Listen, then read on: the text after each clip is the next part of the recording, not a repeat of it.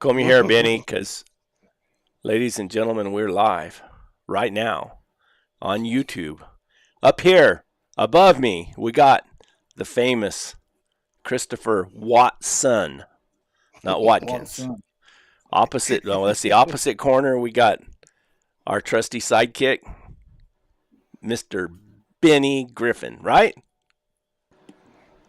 Most of the That's time. what the, And then that's what our special guest over here to the other side. How is that? There you go, right you're there. good. Is Mr. Richard Dickerson. Rumor has it he's caught more lions with a flashlight than anybody in the world. And that came from a very reliable source. That came from Steve Smith. I was going to say Steve Smith tells everybody that. I don't know that it's necessarily true, but that's what Smitty tells everybody. Makes for a good story. Well, everybody knows that you just don't go hunting lions with a flashlight. That's all, Rick. And Sometimes you ain't got any choice. We got Missy here, Bill Herring, Jeremy's back, Randy, my buddy from Colorado, Rick Cooley's here, Troy, Louisiana hunting. So, Mr. Dickerson. Well, I did an interview. Yep. I got to go to Terrell Shelley's little Lion Hunters Rendezvous, and I got to sit down and interview Mr. Dickerson. So we conned him into coming onto one of our live shows. We had to help him a little bit. He's a little technologically challenged. I think we all are. Thanks, Chris. You're getting a Christmas card for helping me out on that. I did mess up your name on my podcast. You know, I'm upfront about it. I can do advanced math, but I can barely work my damn phone. I mean, go figure. But we didn't grow up with that stuff, guys. I mean, we don't. No. Like all my kids, they're always on my phone doing stuff, and I say, don't put that on there. Like, Dad, you need this, you need that. I said, I don't know how to work that. Don't put that on there.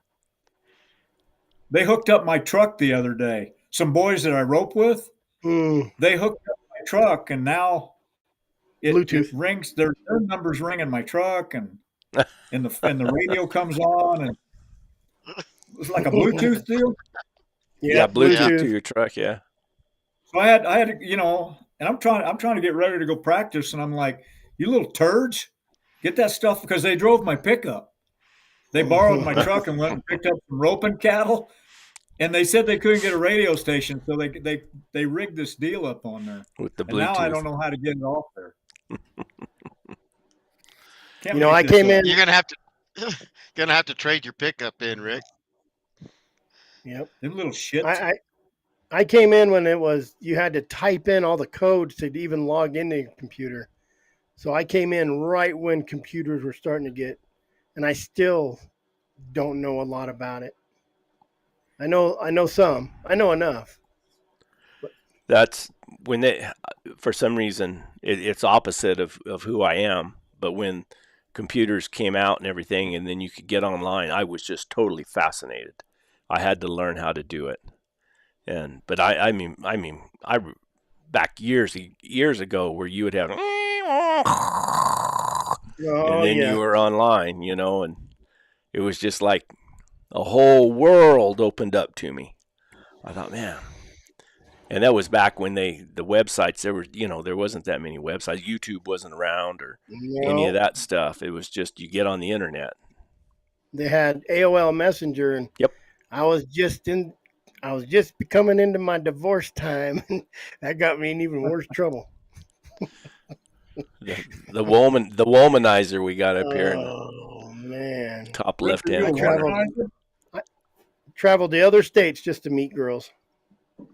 I like them myself. Yeah, beats the alternative.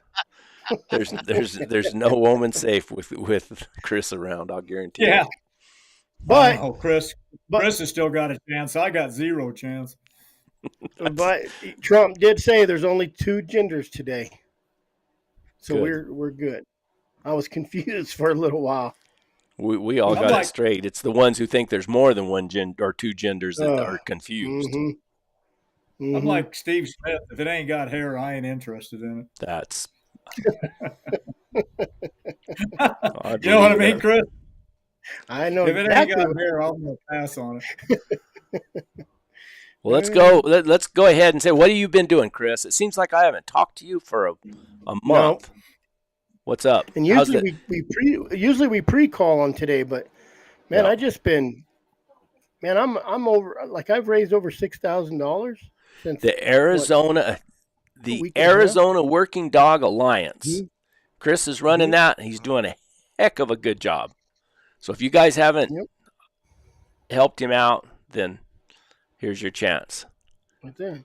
This, see, I can Like be all Vanna White. I can be all professional. This podcast is brought to you by the Arizona Working Dog Alliance, trying to save our rights and our freedoms and our ability to run our hounds how we see fit.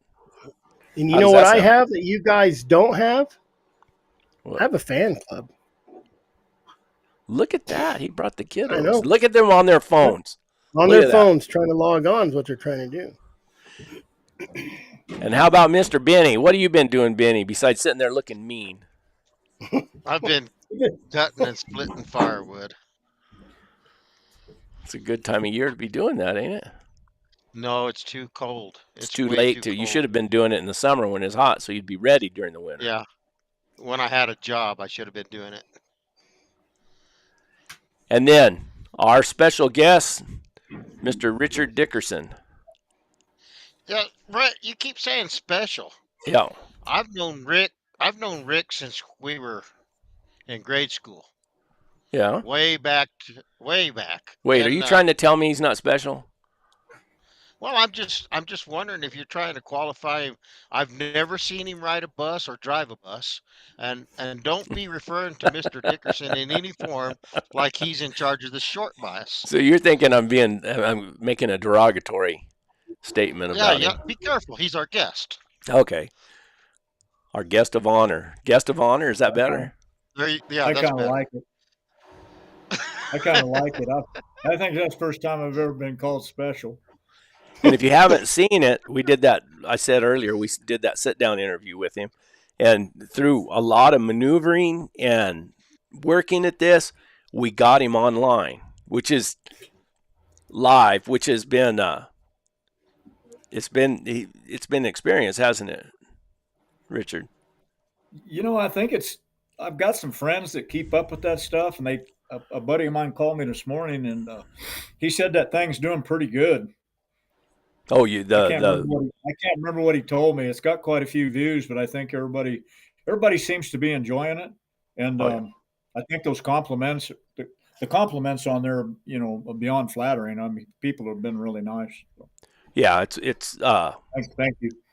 One of my favorites, yours and Mike Root, my favorite interviews of all time. Right. I like the setting. I like when we were out there, we were sitting by the campfire and everything. That was pretty cool. That was nice. Yeah. It was all natural and everything. Well, you do a good job. I mean, you keep it interesting, and I think people like that because it wasn't staged or No. you know, it wasn't a set deal. I mean, we were just shooting the breeze, and I think people warmed to that. They prefer that over some sterile type setting, you know, where does that make sense? Oh yeah. Well, yeah. Makes a lot of sense. Exactly. We just like this show. I mean, we're just kind of free flowing. We don't there's nothing scripted, nothing staged, nothing. We're just I mean, look we got Benny on here. We can't be staged.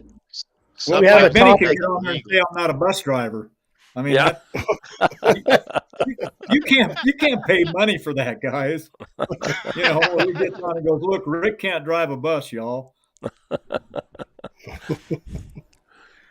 Yep. I mean, we pick a topic, we just never really stick to it. Yeah, we go all over the place. Yeah. I was kind of comes up for a few minutes. Trying to wait before we got into because we usually don't get most of our viewers in until about 15, 20 minutes into the show, Chris. So yep. I think most of them wait till we get all of the bullshit out of our system. Kind of like when you take your dogs out, You let them, you know, They you they unload clean them a us half out. a mile before you want to start hunting. Yeah. Yeah, you Yeah, gotta let them empty good out. luck with that. Hey, good luck with that. That ain't gonna happen. Yeah, Get all no, get all the shit out of them before we got to Yeah. get it all out of us before we get into good Y'all topics. probably not you. interested in this, but I was shoeing a horse all day long. Took me all day long to shoe one horse. Oh, that sounds like me. That sounds like me. I One don't. Yeah. Oh no, freaking horse, it take dude. me 4 days, Yeah. 1 foot a day. When I was At younger, least I could go around 3 of them by noon, and now it's like all day long, and it's almost over. It's embarrassing. yeah. You. At least you got shoes on them. Me, it takes me all day to trim them. Wow. So, and they I'm usually feeling pull better about left or myself right. now. Thanks. They usually pull left or right when I'm done. So No, I'm feeling better about myself. Thanks. Keep talking. I like it. I got to tell the story again about I went to a ranch. Speaking of what we did this week, I went to a ranch this week, and I seen a friend of mine, and it's a private ranch, and me and this guy used to rope a lot together, and it was on that ranch, that very ranch, and we were parked right down below the bluff where he told me about it. That a friend of mine in Rick's, Greg Ball, was there, and they had a lion. They had called us because they had a lion track in the creek bottom, or in Yes, the arroyo, and we drove out there. And Greg called me up and said, "Hey, you want to go see if we can catch a lion?" I said, "Sure." So we went out there, and I didn't have any dogs at that time. This has been quite a few years ago, and he had. Sure enough, there was those tracks in the creek bottom, and he had a little dog. That dog's name was Maze, right, Rick? Mace. Mace. And that was bad. He didn't have any. We didn't have the GPS collars or anything back then. We just had the beep beep collar. And Yeah. we took off trailing that lion up the side of that mountain, up onto the top of the ridge there. And we got about 3/4 of the way back, and Greg went back to get his tracking box, and that thing was like carrying a banana crate. It's back then that those things were huge, and Yeah. I stayed up there with that dog, and we trailed that lion up, and that was the most amazing thing. I never will forget that first feeling watching that dog reach down and smell those rocks like whoa, and then walk up 10, 15, 20 feet, whoa, and we went all Y'all caught the lion, didn't you? yeah Didn't we y'all went catch the- yeah we went all the way down that ridge, all the way down to the end of it, but then it just Okay. died. It stopped, and the dog was just, and this is just with one dog. One dog was all it was that was opening on that trail, or was trailing that lion. And we got out Right. to that edge, and she was milling around, and it's pretty open country. And I remember talking to Greg and saying, "Man, we ought to be able, if nothing else, I don't think we very far. That lion's got to be around here somewhere. We ought to be able to see it." And I got to crawling around the rocks, and I crawled down below that bluff. And when I was crawling, there was a crack in that bluff, went in about 5 feet. And it was about, I don't know, it was about that wide. And I got down below that crack, and I walked right next to her. It was a Tom. It was a nice Tom. And he was hanging in, and he was up there in that He crack, was right just there the whole time. hiding in that crack hole, just hiding right there. And I raised her and trained her, and she was probably a 4 kind of dog, maybe a 5. She could catch a lion by herself. yeah, well, Any that's what. dog that can do that's a 4 or 5, kind of dog. So you're saying a 4 or 5? How high does your scale go? Yep. 5 is the ceiling on it for me. 5. And some guys might say, level 10s, or I don't know. Everybody gauges things different, but Yeah. I gauge hounds and everything in life by levels. So level 5 hound is the top, the ceiling on it, and a 1 is, not very good. In your hunting career, how many level 5 dogs have you had? A bunch of them. Bunch of them. Yeah. Yeah. But we've had a lot of 3 and 4s too that I've kept and hunted, and they were, you know what I mean? Because they There's a lot contributed. of days. There's a lot of days you got 6 level 5 dogs there, and at the end of the day, there's they're level 3 dogs, and they've done all the work, or they catch the lion. So they don't necessarily move up in status, but you're glad to have them along. Well, You just I'd never like to know. go. I'd like to go through the levels. What are you considering a level one? Like a pup? Yeah, a pup could be level one. I mean, just a pup that's just following along, or um, a dog that you're going to call. If he's 3 years old and not helping, Yeah. you understand where I'm going with that. Mm-hmm. Um, How so and long? then it moves right on up. It's just ability. If you like for me, a level two dog is, you know what a Me Too dog is? Yep. Yep. Me. One that So a Me Too dog would be a level one or a two dog. It's pointless. A dog that just runs along there with his head up barking, and a guy really should find a home for those kind of dogs. They're not going to help you, and it's really distracting. Dogs are down there, and most of the time the dogs will figure out that they're full of it, and they won't honor them anyway. But they're back there and they're just running along there barking. That's a level one or level two, and then it goes right on up ability wise. Does that help you? so Yep. Does that help you, Chris? Yeah. Yep. So, and then you get into your threes, right? And those are Yes, sir. kind of your helper dogs that they have some sort of little bit of talent to them. and they're Sure. So contributing. How Yeah, long you are got a keeping year and a one half or old. two dog? Yeah, if you got a year and a half old pup and he's helping them dogs, and he's only seen maybe 10 lions, and but he's helping, and Mm-hmm. he's probably made a level three dog. I mean, he's probably moved up that far up the ladder, and then it goes right on up. Where Well, they're if they're picking up loses and they're lions, they're doing little tricky things and they turn the track around and figure it out.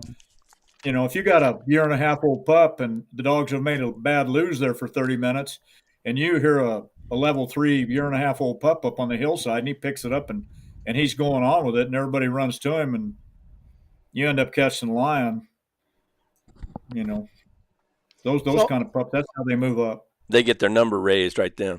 They get their number raised in a hurry when they do that. so how But long you know are what I mean? I'm pretty stingy with how I award that stuff. They have to do it more than once. So how long are you keeping a one or two dog before? That's a big question. Is how long do you keep a dog before you really realize it's not going to do something? How much of a chance do you give them? Yeah. Mm-hmm. Um, well, it depends on the dog, whether I like them or not, to be honest. I This probably sounds bad, but sometimes if I don't like a hound and he's not helping, I'll go ahead and find him a home, or you got to make a move on him. It's sooner or later. But I'll be honest, I've kept dogs that I liked and they had the breeding behind them and I believed in them, and they were 2 years old, 2.5 years old. Excuse me. And then, God dang, one day you're down there and you hear him down there and you're thinking, well, there's old Bobby Joe, and you go down there and he's helping. And Yeah. then he's 15 years old when, you keep him till he's 15 and there's late starters. Yeah. So that's just, that you just got to kind of look at them and, if you've been around them, you're all hound guys. You're all good hands with a hound. You see which ones. You got a year-old pup, and he's got a bunch of recessive genes, and it's a problem. How, You got to how, pay attention. how many hounds? Yeah. How many hounds do you think you've been through in your career? Are you talking to me, sir? Yes, sir. Oh, okay, I thought you might be talking to Benny. I don't know, but Benny. Oh, yeah. How do you figure that one, Rick? I don't know. I mean, hundreds. Hundreds. Yeah. Did you hundreds. when you were needing to get a dog? Did you have just a few people that you'd go to? Well, once I got started and once I figured out, what the deal was, I didn't go to anybody anymore. I just, I had the genetics that I wanted, and I just kept, I just stayed with it, and we kept, when you're catching a lot of lions every year, we catch. I think in the podcast I said, in the interview, I think I said catch like, 100, 340 days a year, catch 40 lions. But sometimes, depending on the year, sometimes it was 38 lions and we'd only hunt 300 days a year or Yeah. 290 days. I mean, it varied, but, I just tried to round it off. And, on average, we would catch, 40 but we've had years where we caught 49 or 38 or 45 or, Yeah. it fluctuates. So Well, I tell it's, you what, that's how you can. so you're I mean, catching a lot of lions. You can train them dogs, and of course the price was just kept going up and, who can afford to go buy one? I think a hound sold the other day for 20 grand maybe or something. 17. Well, the story was that up here at this sale in northern New Mexico, there was a dog that sold for 17.5, and the guy who bought that dog, I had sold a couple dogs to, and I didn't know he had bought that dog, and I called him, and we were talking, and I said, "Did you hear about that hound that sold for 17.5?" And he said, "Yeah, I did." I said, "Now, who in the world would pay that much money for a hound?" He said, "I would." I said, "Oh, congratulations." I did. I did. Years Thought I ago, would. years ago, you could buy a really good hound for $2,500 Yes. or 5,000. I mean, you could for 5,000, you could get one that gets your pipe and slippers in the evening for you, plus Yeah. catch a lion that day. And that's not the case now. But so back Do to you your think these? question. Go ahead, Chris. I'm sorry. Do you think these auctions they kind of set that precedence to where you got people bidding against each other. It's not necessarily probably what that dog's worth. It's just what those two people mainly is going to pay for it. So a guy who has a dog that can outshine that dog that he bought for 17.5, is it wrong for him to say, "Hey, I'll sell you dog for $18,000. That will do exactly what that dog does"? You think that ruins the market a little bit? These auctions when they sell real high, 20 grand, 17 grand. Sure. Well, And you can't blame those guys. You can't blame them if they can get it. Good for them. Sure. And think about how many lions that dog had seen. I mean, because I know the guys who sold him. I mean, they catch a lot of lions. And how do you genetics are there to make it a good dog, but you got to have that other component too. Some guy's going to take them out there and show them a bunch of lions, and they get that. And how do you price that experience? How do you put that into a dollar amount? Yeah, if he's 5, 6, 7 years old and he's, been in on, I don't know, it's 7 or 8. I mean, maybe he's been on 20 lions, 50, 100. They should be. But if a guy's going to, just like horses or anything, if you're going to go, you need to go try them, and see if they fit you. Because just because you buy a dog, you might get him down there and maybe he don't want to perform for you. Maybe he don't like you, or he's not listening to you, or I've sold very few hounds. I think over the years, last 40 years, I can't remember that boy's name, but he was way up north there in New Mexico, and that's that boy that you gave him my number, Benny. He's Wesley up there Smith. on that Wesley Smith, and a really good boy. Anyway, Benny gives this boy my number, and he's a real good kid. I really liked him. I talked to him on the phone a few times, and he said, "Hey, we got a cow-calf operation up here, and we can't raise any calves up here on this river. What's that river up there? Oh, there's a big Cimarron or not? The Canadian? It's the Canadian. Yeah. It is. Yeah. That Cimarron. Canadian. You guys are going to have to carry me tonight. Cimarron.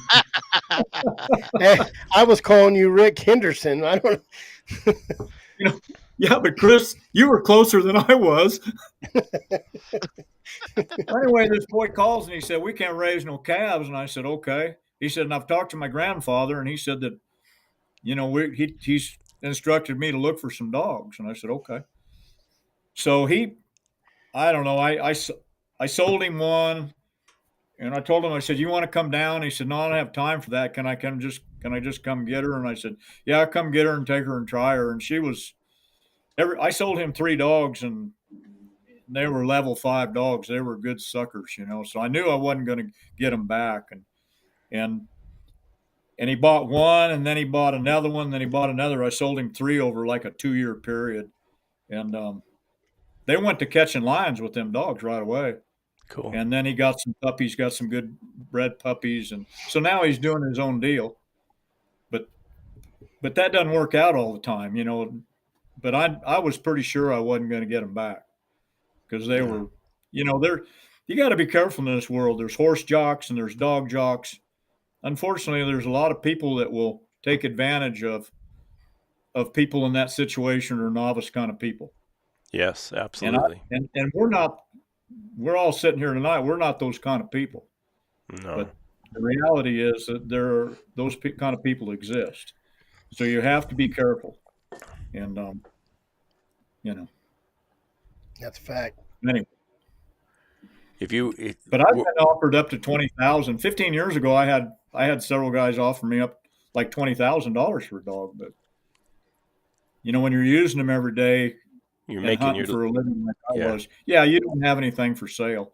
And the only reason this boy got a dog from me is because Benny sent him my way. And when I talked to him and I met him, I liked him. He's a real cowboy. I mean, he's pretty punchy, and I figured he'd do good with them dogs, and he has. So. Well, you know, Rick, he told me, he says, I'll let you know how things go. He said, I'm supposed to meet him on a road. I said, well, you're going to get interviewed, Wes. He says, what do you mean? I said, Rick's not going to give you that dog, sell you that dog if he doesn't like you. So you better shine your business up. And there you go. That was the rest of the story. He told me, he says, yeah, he asked me a bunch of questions and we talked before I ever got to see the dog. I said, well, that's because that's what Rick thinks about his dogs. Yeah, those dogs are, you know, they're family. I mean, you raise them and you train them, and, you know, just like horses, you know. I had to whip a kid the other day that tried a rope horse of mine, and he was trying him and he whipped him, and we ended up getting a fist fight over the deal because, you don't get on somebody else's horse and whip them. That's hey, if you want to whip them, buy them and then whip them. Yeah. And then I might still not like it if you do it in front of me. Exactly. You know, and I'm not necessarily a tough guy, but if you want to try me on, step up.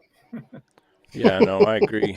You know, hey, Smitty called me and Smitty called me and he told me about that, and me and him just almost rolled on the floor on the telephone talking about that whole deal. Steve. Who was that? Oh, Steve. Yeah. Me and Steve. Yeah. Yeah. No, I laughed. I said, yeah. He was a higher numbered roper. He was a good kid. He actually tried him the first time and they couldn't get him bought. And then he come back and tried him the second time. And I don't want to get off. I have a tendency to get off on tangents of team roping because I'm hooked. I mean, I'm addicted. So obsessed. You'll have to bear with me. Anyway, he tried him again, and I told him, I said, run 7 or 8, give him a shot right there in the 5-hole, and he misses him. And so he got mad because he missed. He took, you know how them guys are, they take it out on the horse. Yeah. And I seen him double his rope and whop. He busted him up, you know, and the horse broke in one. I thought they were both going to go to the back of the strip and shoot and kill both of them. Anyway, I didn't handle probably as mature as I should have. You fit right in this crowd. Well, then I went down to the strip and shoot. He was down there. You know, he missed the cow, but he was down there letting the cow out of the strip and shoot. And of course, I was just standing there. I said, get off your horse. And, you know, I felt kind of sorry for him because, you know, most days if you want to come get me to go rope or go do something, you got to come by the nursing home, check me out, you know. He was just looking at me like, and he even told me, for real? And I said, yeah, get off or I'll get you off. He was thinking, hell, this is, you know, I think he just felt bad because he thought he was going to beat me up. And that didn't happen. So Rick, the story that I got told when the cops came, you told them. Now this is just what I was told though, but no cops came. They didn't come. There was no cops. Okay, so we'll just scratch that whole story. Yeah. No, we had a little deal there, and he got the worst end of it, and then you know, I just told him to get his rig off my horse, and he said his arm was hurt, and he said, I don't think I can get it off. I said, I'll get it off.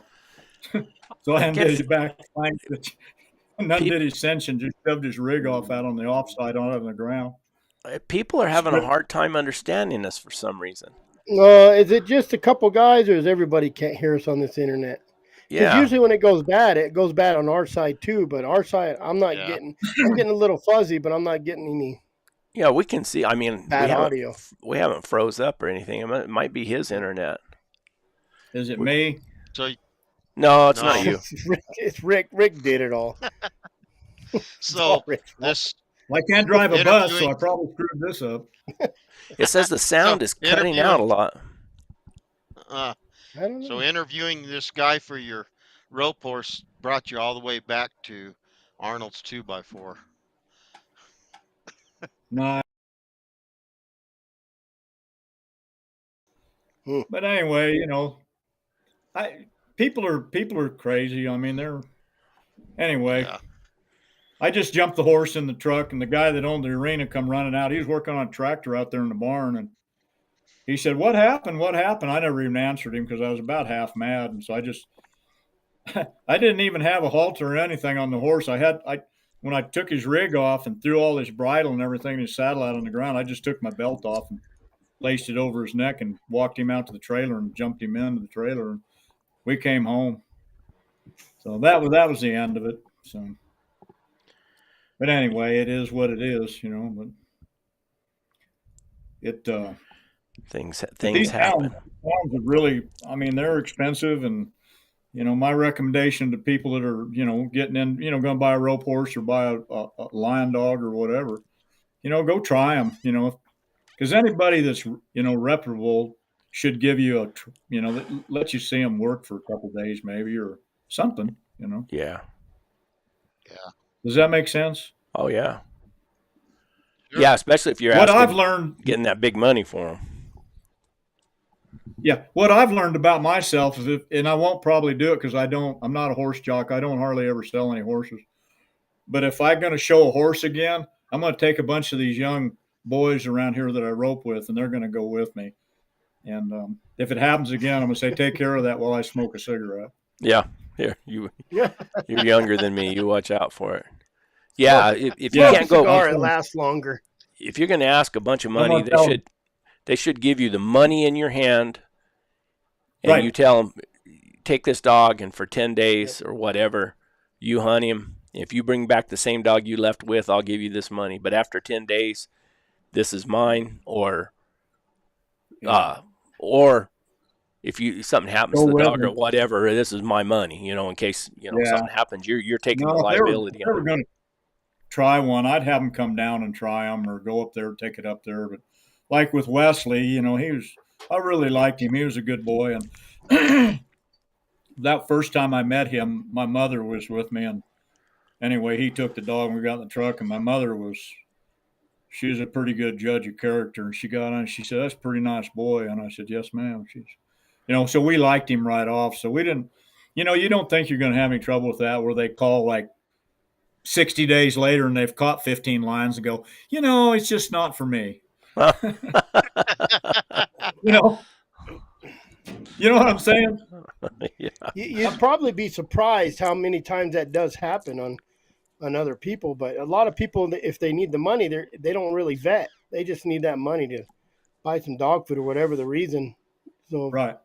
I think we've talked about this on our shows 100 times about vetting the buyer, not just the dog, talking about the dogs or the owner, but the buyer. Yeah. Yeah. Well, it's a dishonest world, and I'm not saying everybody's like that, but if you're going to spend that kind of money, get a dog, call around, or and call Benny or call Chris or call you, Brett. Call around and kind of get. It's like interviewing employees or something. I'm a supervisor, and when I interview people on those applications, there's there's there's background checks, and then they have to they have to write a history and people that you can call and check on their work history. So that resumes kind of the same resumes don't do the job. Right. And sometimes I call and sometimes I don't, but for 20 grand, I would call or say, hey, can I come down for a couple days and try the dog? So, Yep. Well, that last dog that I got from Hendrix, he was still on the Wallapai, and he told me, he says, I got two dogs I want you to look at. So I went over there and I hunted with him for 4 or 5 days, and we get done and he says, so what do you think? And I told him what I thought, and he says, why? I told him why. He said, that's what I'd do. So I came home with Dora, sure. and it's just, and I already knew Dora. I had three pups out of her at different ages, but still, you don't know how a dog's going to behave for you and your circumstances because you're taking them out of their everyday deal. Right. Yeah. Yeah, but Go ahead. go ahead, Brett. Well, I was just thinking No, how go they said, sell a dog that's broke. This dog's 100% broke. But you mix him in with a bunch of other dogs, maybe he's not broke unless he's in broke company. Yeah, there's a lot of variables there that can go south. Sure. They're going to Yeah, try you dog- too. Yep. But I knew Larry real well and hunted with him a lot and caught a lot of lions with him, and he wasn't a liar. Oh, He was, absolutely not. And probably, I've hunted with the best guys in the world and been mentored, which was a real blessing, when I was younger. But I've hunted with the best in the world, and Larry. That includes Larry and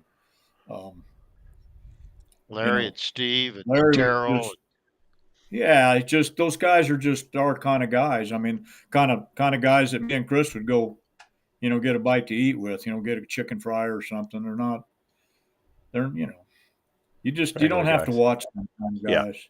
Yeah. When you first started, how did you start lion hunting? How did you get into it? Well, I got into the hounds when I was a kid. My dad got me into the hounds because we had a place in Tonto Basin, and there was a creek that ran up there for about 20 miles all the way down to Bartlett and Horseshoe Lake.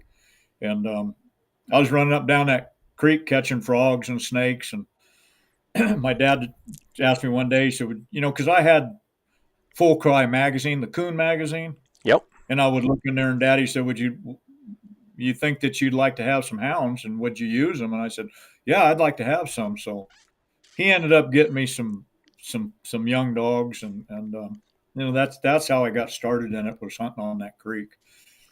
And then when I was about 20, I'd gotten away from it for a little bit, and then was playing music and had a serious drinking problem and a serious fighting problem, and stuff that eventually you gotta grow up and mature, and A lot you're never of gonna it. have A lot you're of never us gonna doing. have any. Except for Everybody Benny. goes through it. Yeah. When you're 26 years old and you're drinking every day and you've got 9 assault charges and you're in county court all the time, you know what I'm saying? You're never going to have anything with that. So, young guys are listening to this, pay attention. Yeah. Get Skip your that act part. together. Because if you got a family, take care of your family. Don't get involved in that stuff.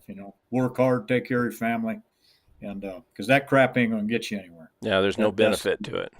There's zero benefit in it. So anyway, I gave all that up, and then I thought, well, I'm going to get some more hounds, and got some young dogs and was trying to hunt, and did that for maybe a year and a half, 2 years, and met George Goswick, started hunting with George, and George helped me get some hounds, and that was the turning point. When George started mentoring me, and I saw the difference in the hounds. Can you remember that first lion you caught on your own?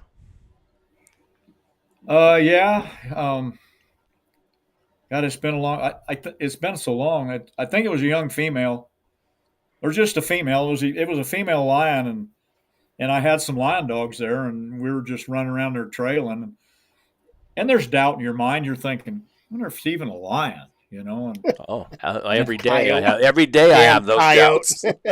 Fox. You guys are going to have to carry me tonight because I get myself in trouble because I'm super honest, And a lot of times people don't. They want a better story. They're like, man, could you fluff it up a little bit? And I go, probably not, Anyway, so we trailed around there about 2 or 3 hours, and they jumped this thing and catch it, and I'm like, and I rode up there and I was looking, I was like, dang, it's a lion, it's pretty cool. It's that first one you Super see. uneventful, super uneventful. I mean, I think I thinking to myself, I just thought it'd be more than this, because you're pounding leather and you're hunting and you're trying to catch one, and you'd give your left. No, I'm not going to say that. You'd give your left arm for one. You know what I mean? It's a family If you're 22 show. years old, I'm telling you, you will give your left arm for a lion, for a fresh lion track and catch one. Oh no, and I think understand. everybody feels that way. Every time I go out, I have that same feeling. Most guys give their left arm just to find a track, Yeah, just to find a track. That's just true stuff right there. So anyway, that was the first one, and then we've had the big career.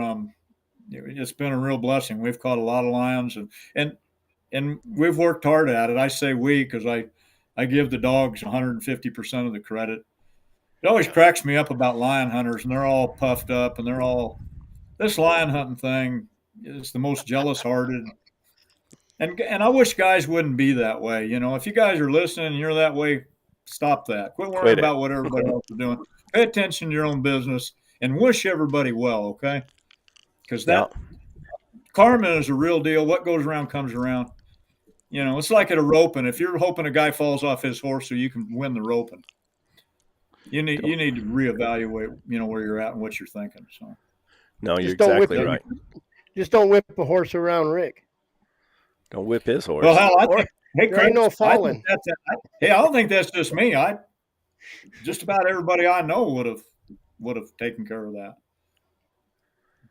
Don't you agree, Brett? That's bad arena etiquette. Oh yeah.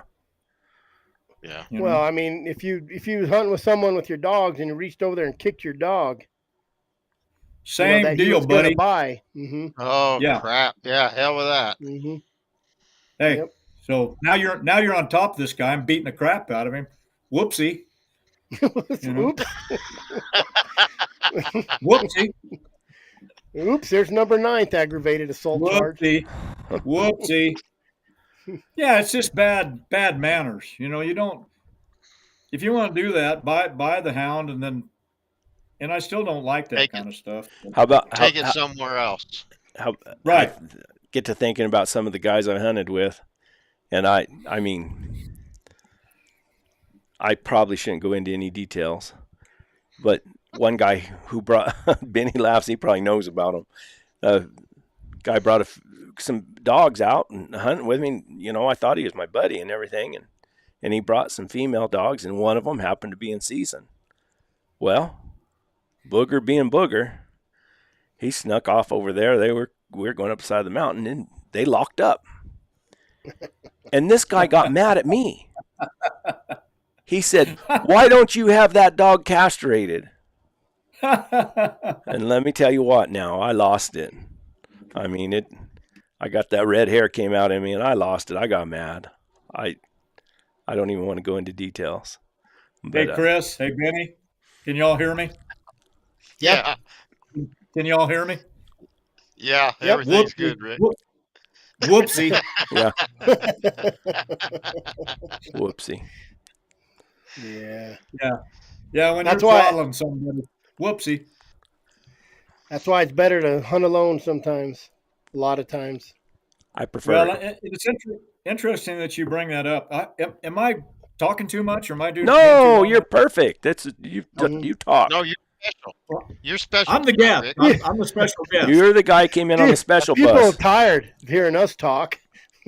So it's interesting that you bring that up, because when I was hunting with George told me one time, he said, "Rick," he said, "I know this is going to be hard to do, but if you stay by yourself, you'll do better.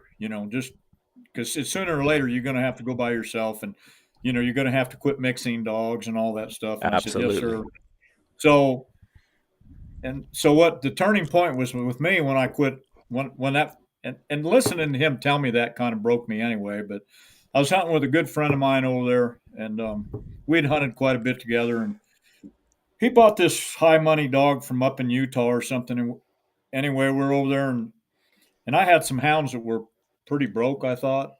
Anyway, this dog was just bumping deer all day long and being real trashy. And anyway, he got over there and he got after some white-tailed deer, and and I told him, he got.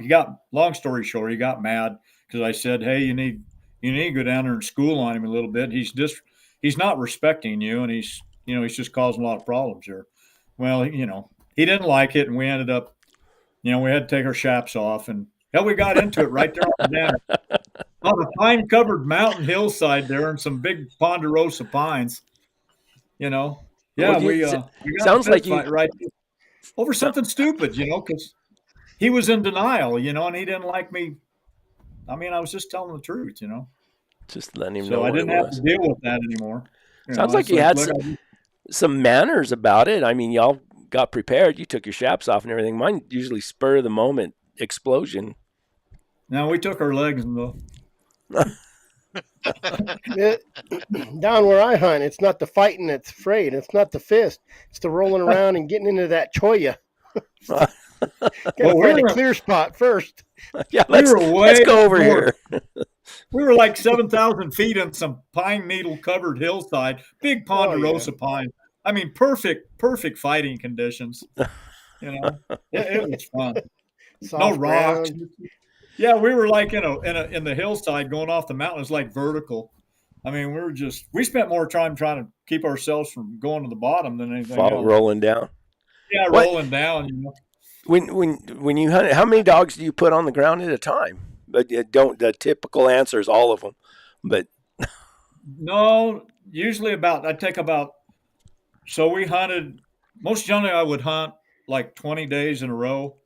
Sometimes more, sometimes less, but on average, I try to round this off, because it would fluctuate. But so I'm hunting 20 days in a row, and then I would take like 3 or 4 days off or a couple of days off.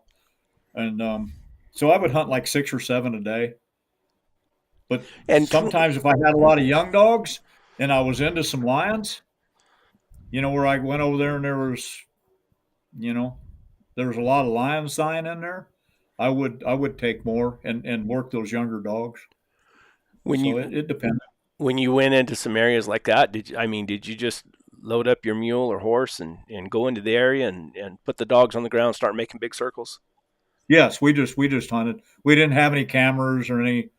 Occasionally we would get calls if there was killing or people would see a lion, but you couldn't depend on that. So we just got up every morning and caught a mule or a horse and grained them and loaded some hounds and went. We just hunted hard. Make big circles, and 15-mile circles, you think? Yeah, depending on the country. Sometimes 5, sometimes 15. I didn't have no way to track it, but we'd spend all day horseback or we'd pound it out. But I always had young dogs with me, always trying to keep them coming and training them, because that's the problem with trying to train young dogs. Guys want to take it out on those pups, and it takes a lot of lions or a lot of bears or a lot of coons or to make a dog. Sure. A dog. You got a young dog and he only sees 2 lions a year. You really can't be too critical about a pup like that. Does that make sense? And it's Absolutely. not the guy's fault. It's guys are trying to make a living and support their families and pay their electric bill, and I'm all for that. It's hard for the regular guy to hunt. He's a weekend kind of guy, and sometimes he doesn't even get to do that because his wife's got him mowing the lawn, or or he's got I've got these young boys down here that I rope with, and they're all working welding 13 hours a day, and they want to rope, but they don't get to go as much as they want to. So it's a problem. So that for me, a guy like I was doing it for a living and had the luxury of going every day and and catching 35, 50 lions a year. Depends on what we got into, but and I'd like to do the math. Go ahead, Benny. I was just going to ask, how long did you work for Arizona? That was a short stint, wasn't it? Well, I worked for the game department out there on and off, on working on predator work for, um, some game wardens out there they would call, and I would do some predation work. And then I worked on a lion study for them, the game department. And then, yeah, when I got started with the agency out there, I was with them about a year and a half, and then ended up coming to Texas. Yeah, that's what I thought. Yeah, and it just through whatever the reason, it was kind of a mutual deal. Poor management, or me being Well, the hard ass that I am. I'm getting better. I don't mind I'm saying it. 105 years old, huh? I don't mind saying it. That state director at the time was a real prick. Yeah, no, there's a lot of problems with that stuff, but and back then, and it's not really much better now. I don't take muscling too well. I mean, I love everybody and I'm easy to get along with, but I don't muscle. So, Yeah. if you want to jack with me, I got a lot of my mama in me. I'll just take the high road, and then if that don't work, then whoopsie. So, Whoopsie. whoopsie. You like that Hey, one, Chris? I like that one. I'm gonna start using that one. Yeah, whoopsie. Yeah, but you didn't have a better fan club than your mom. She believed in you 100% no matter what you chose to do, Rick. Oh yeah, And that's you knew my not mother. She everybody has was, that. Yeah, yeah. she was a Everybody damn that knew my mother, she was, yeah. She's the only reason I had any chance at all. yeah. My dad was a good man, but he was a little bit harsh. All the men that raised me were hard as nails. And my mother, she taught me high road, and she would say I love you. And the men that raised me, they did, the men back then, they loved you, but they wasn't going to say it. Oh They didn't no. they didn't know how to say it, or didn't know how to, they weren't raised like that. So, when you're 10 years old, you know, you're asking your mom, well, he doesn't care about me, and mom's like, yeah, he cares about everybody. Well, he doesn't say it. She said, well, he just doesn't know how. So, Yeah. so the mothers, thank God for our mothers. They teach us how the other end of it. The compassion and the love, and Absolutely. the other, and be grateful for that, because it's without that we're just a bunch of hard asses, and we're that way anyway. So. Yeah. But can I take a moment and do the math for like what it is like hunting every day? Yeah. So you're hunting every day. I don't know how to put this in perspective. So say like you hunt 300 days a year. Because there's a boy that comes on this podcast, and he seems like a really nice kid. And he had some. I watched this a little bit when you guys are on here. I don't get to watch all of it, but I watched little pieces of it. When friends come over and they get it on the phone, they go, "Hey, let's watch these guys." And I said, "Okay," and and they like you, Benny, and Oh crap! Hey, yeah. don't tell him anything about me, Rick. Don't tell him anything. So this boy that's on there, here was a while back. He said he seemed puzzled, and this is the only reason I'm bringing it up, or I was thinking about it, because he seemed puzzled about the math on it, about how a guy can hunt 300 days a year and only catch 40 lions or 35 lions. He seemed puzzled by that, and was thinking, it should be more maybe, or something. So I want to put that in perspective. So if you hunt 300 days a year and you catch 40 lions, so what is that? That's 260 dry days of hunting.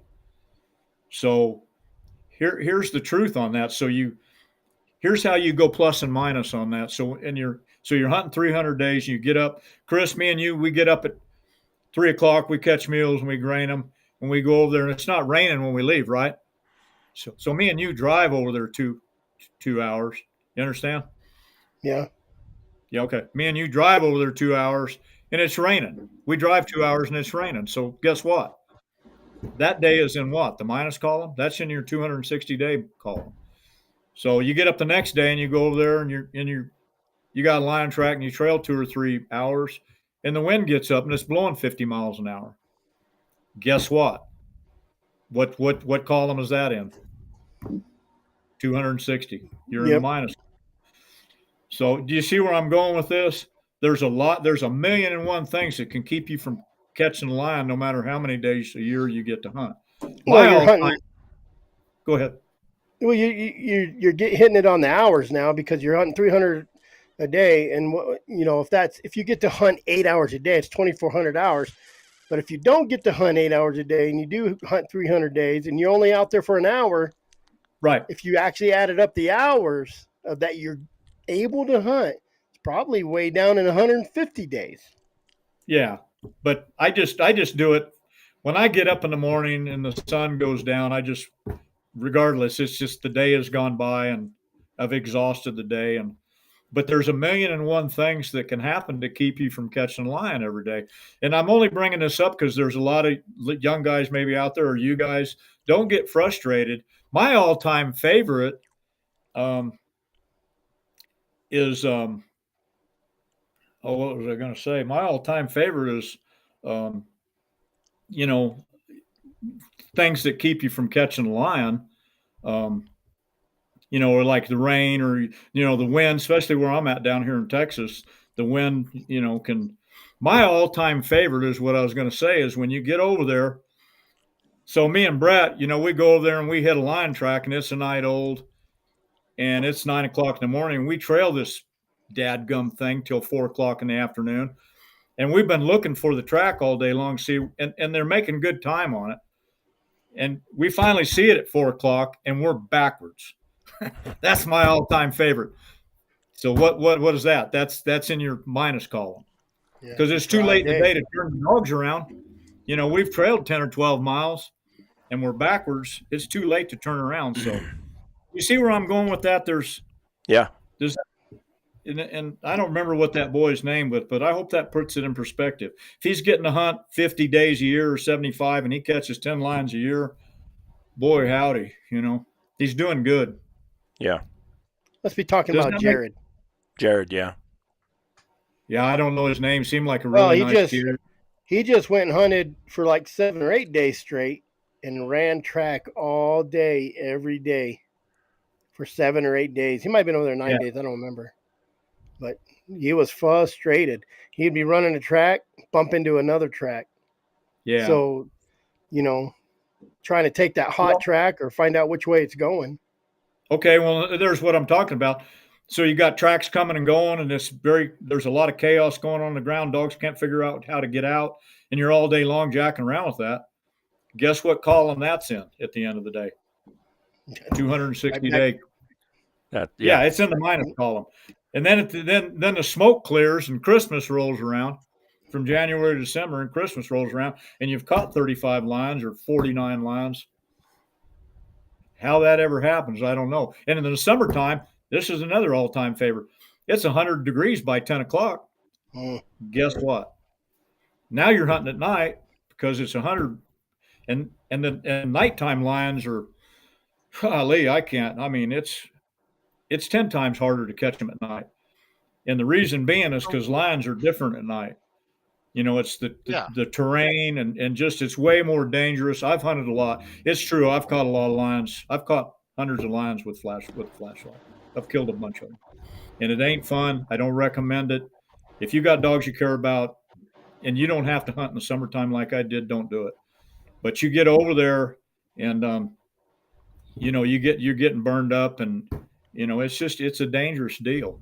But those lions are different at night. And the reason being is, so we wheel up there, me and Benny wheel up there and it's 8 o'clock at night and we're getting ready to hunt all night long. And we go over there and we don't strike a track till 11 o'clock. This lion's been up 5 or 6 hours. He got him a drink of water somewhere, got out of his bed, got a drink. See where I'm going? Yeah. And he's been up for 5 or 6 hours on the prowl and hunting. And that's a different animal than a lion that's been asleep all day long. And you jump him at 2 o'clock in the afternoon, and he jumps up on a rock or in a tree, and he's blinking like, "What's up, everybody? Why are these dogs doing this?" Yeah. You wake him up, and he's all blinky-eyed, and he's like, "What the hell?" That's a different lion, cowboy, than a lion that's been up 5 or 6 hours or 2 hours, and you jump him and run him. 95% of those lions, the fist fight is on the ground, and they're just a different animal at night, and let me tell you, they can fight. You know, and make it. we don't Does that we all don't make talk sense? about that. Yeah, we don't talk about that too much either. We don't talk about that pushing a lion out of its bed when he's sleeping. You don't really talk about that much. You just talk about trailing a lion for hours and days and Yeah. catching up to it. But you're right. Oh. Everybody talks about Nevada. Oh, you could hunt all night long, 7 days a week, but no one's Well, talking those to those lions people. they're up moving. Those lions are up out of their bed at night. They're nocturnal. You know, they can be. What's the word I'm looking for? Like they get up early. I mean, they get up. They don't. It doesn't have to be completely dark. It can be. What's the like twilight hours? Twilight. How do they? Yeah, It's like around dusk. crepuscular. Crepuscular is like twilight hours, so they can be active in those twilight hours. And then, but then it's nighttime and they're nocturnal. They're still up. They get a drink of water. Now they're on the hunt. They're on the prowl. They're doing their routes. That's just a totally different animal. But they sleep all day long. They get, they're up all night long and then they go to bed. And here's another thing with when they go to bed. And I don't think we talked about this on the interview, Brett, but sometimes when you go down there, those dogs will fool around a lot because sometimes they'll just go down there and go to bed. They'll scratch out a little place or get in a little old ledge or a cave and a little cueva there, and they'll go to sleep. But a lot of times they'll mess around there for an hour trying to figure out where they want to bed down. And there's a lot of sign there coming and going, and the dogs are. So a guy's just got to stay back. If you think you got them, you think you're on them. That sometimes they'll sneak off, but they're still jumped. Yeah. And but that's a different deal when I'm talking about at night. Those lions. How about when they go to bed down like that? The age-old question: what about them turning off their scent when they go to sneaking? The scent picture changes. Yeah, and they could, like you trail in there, and he's been there for an hour, that morning. So say you trail in there, hypothetical situation: a guy trails into a lion, and it's 11 o'clock in the morning. And he's been sleeping 5 or 6 hours, but he spent an hour there trying to figure out where he wanted to lay down. You see where I'm going with that? Yeah. So there's a lot of tracks coming and going when they get in, and you can see it that the chaos picks up. I trail into where those lions they're right there. I can usually tell. Most of the time I'm by myself and I say, self, just let him work it out. Right here. He's right here.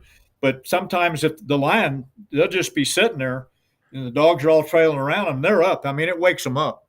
They're awake now, but they've been sleeping 5 or 6 hours, 2 hours, or however long they've been in their bed.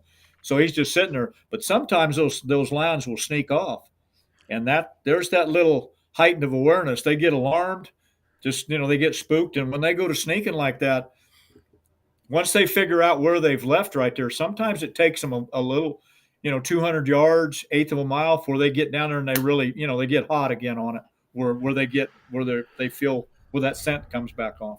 Do you think that's we use the term, which we get a lot of hell for, of them turning off their scent, but it's just like that scent picture kind of changing because they're sneaking, isn't it? I mean, they're just not leaving much when they're sneaking. Well, it's a chemical response. They don't mean to do it. It's just something, a physiological thing, that just happens. I mean, I don't even know how to put it. I mean, gets nervous. Yeah, I mean, they could be nervous, or they're just, I mean, they're scared. They get scared. I mean, they've been sleeping 6 hours and then they're woke up and they go off there and they're just, it's just like people that adrenaline rush. When you get scared, I mean, people have the same thing. I mean, it's the same reaction. How about when a lion is hunting, say he's hunting and he's milling around up on a ridge, looking off, doing whatever he's doing, and then he sees something he wants to get closer to or stalk or whatever, and he how they kind of crouch down, get to sneaking along? Sure. Sure. Do you have that same chemical response, do you think? It's a possibility. I mean, who knows when that comes and goes, but they don't mean to do it, but it's a real phenomenon. I mean, it's a real deal. I've hunted a long time, and you guys have all hunted. You're all accomplished hunters. Certainly, you've seen it. you know. Well, But I've had guys say, they try to call BS on that, and I said, everybody's welcome. Opinions are like elbows. Everybody's got them. They yeah. got one. Yeah, but some opinions come with a lot of experience, and that's what we need to Right. listen to. Right. But I mean, that's what's going on in that deal. And I think it's a lot of fun to try to sit and talk about it or one thing or another. Speculating. But at the end of the day, just go have fun and hunt. And if you're trailing lines, and just enjoy it. That's what I say. Like if I probably won't get to go with Jared, but if I ever did, he's a young guy, and my recommendation to him would be, you're doing good. That's what I would tell him. Hey, you're just Rich, ease up, cowboy. You're doing good. so when you get to a certain point in this career, or even if it's not, I never hunted lions for a career. I did it just for fun and for a challenge. But when you get to a certain point and people start asking you questions and looking for your experience and for your input, they don't realize that each and every one of us started out just like they are, all screwed up, made all the mistakes. We Yeah. couldn't do anything. We we just we burned hundreds and hundreds of dollars in fuel and fed dogs, and we were involved in the learning curve ourselves.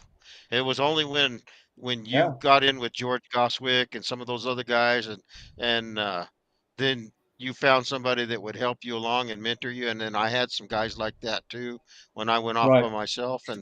And everybody's going to make those mistakes. The best way to shorten that learning curve is to find somebody that'll sell you an 8 or 9 year old dog and spend time hunting with you, or answer the Yeah. phone when you have a question. Yeah.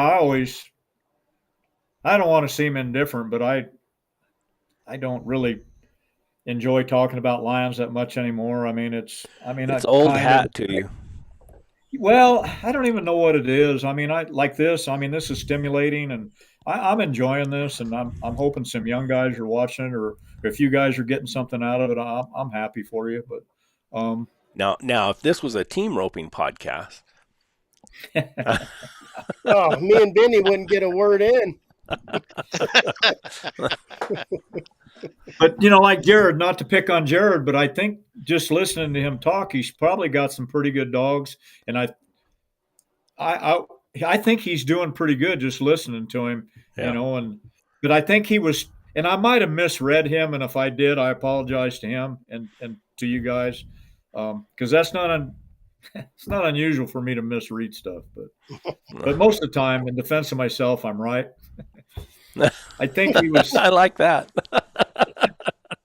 I think he was struggling with the math on. He gets to hunt 300 days a year. Why didn't he catch 200 lions? And the reason is there's 1,000,001 things that keep you from catching a lion, no matter whether you're on the mountain or in the parking lot of the Walmart. That's just lion hunting, cowboy. Jared, if you're listening, that's lion hunting, cowboy. Did Stay after it. You're doing good, bud.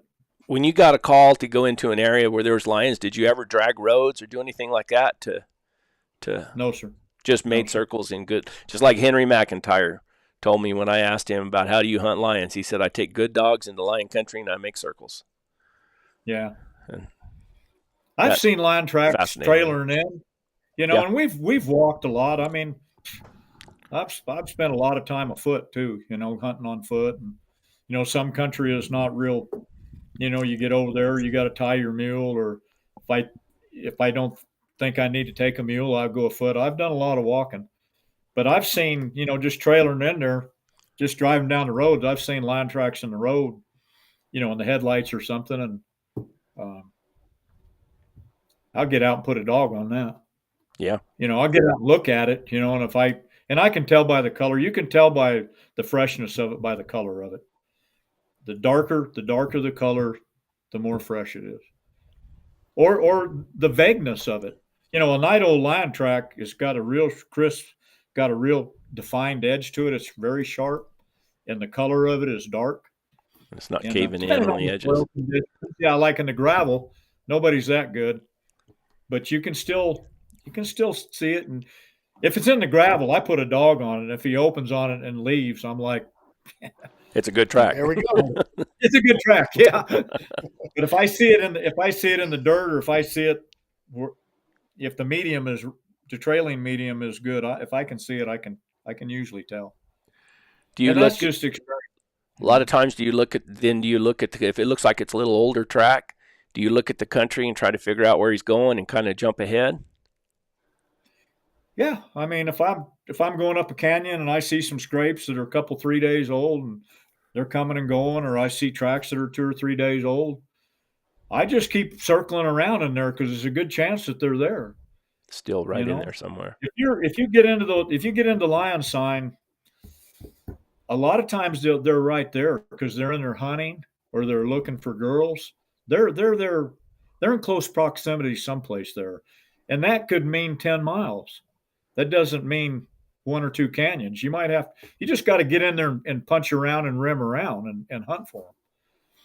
So, and sometimes when they're leaving, when they're leaving, they're leaving. When they leave, they just go dead away and they'll go, there's corridors that go from one mountain range and they go out on a flat and it's 30 miles across there. Trust me, they can cover that country in one night. They can cover 30 miles in a night. If in their mind they think, hey, I'm picking up and I'm going over to this other country because I've been in here for a month and I'm going to leave.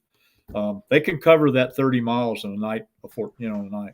Little old. I've seen that in the snow. Yeah. I've seen that. Sure. Hit that little trot, that little 4 mile an hour, 5 mile an hour trot. Straight line too. I could go to the next road and draw a line, go to the next road and catch its track where I think it's going to be. Mm-hmm. Yeah, leapfrog around and I've seen that in these highline wires where these highline roads are, where the little roads that follow the highlines. Line will come out of a little set of desert mountains up here and hit that highline wire and just beeline, just right. Yeah. You can follow that track for miles. And it's straight usually. Straight right down that highline. Yeah, when they're going someplace, they go straight. But if you get into some lines and you're cold trailing and you're seeing some stein, stay in there a day or two and jack around. You'll probably catch a line.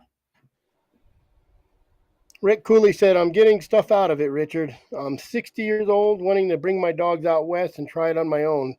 Thank you for talking.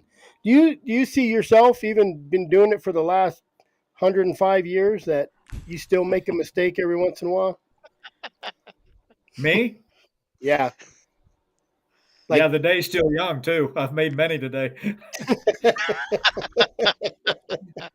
And it ain't over, cowboy. We got about, another 6 hours? I've made many mistakes, yeah. And thank you for your kind words, Rick. Thank you. Good luck to you. Stay after it, buddy.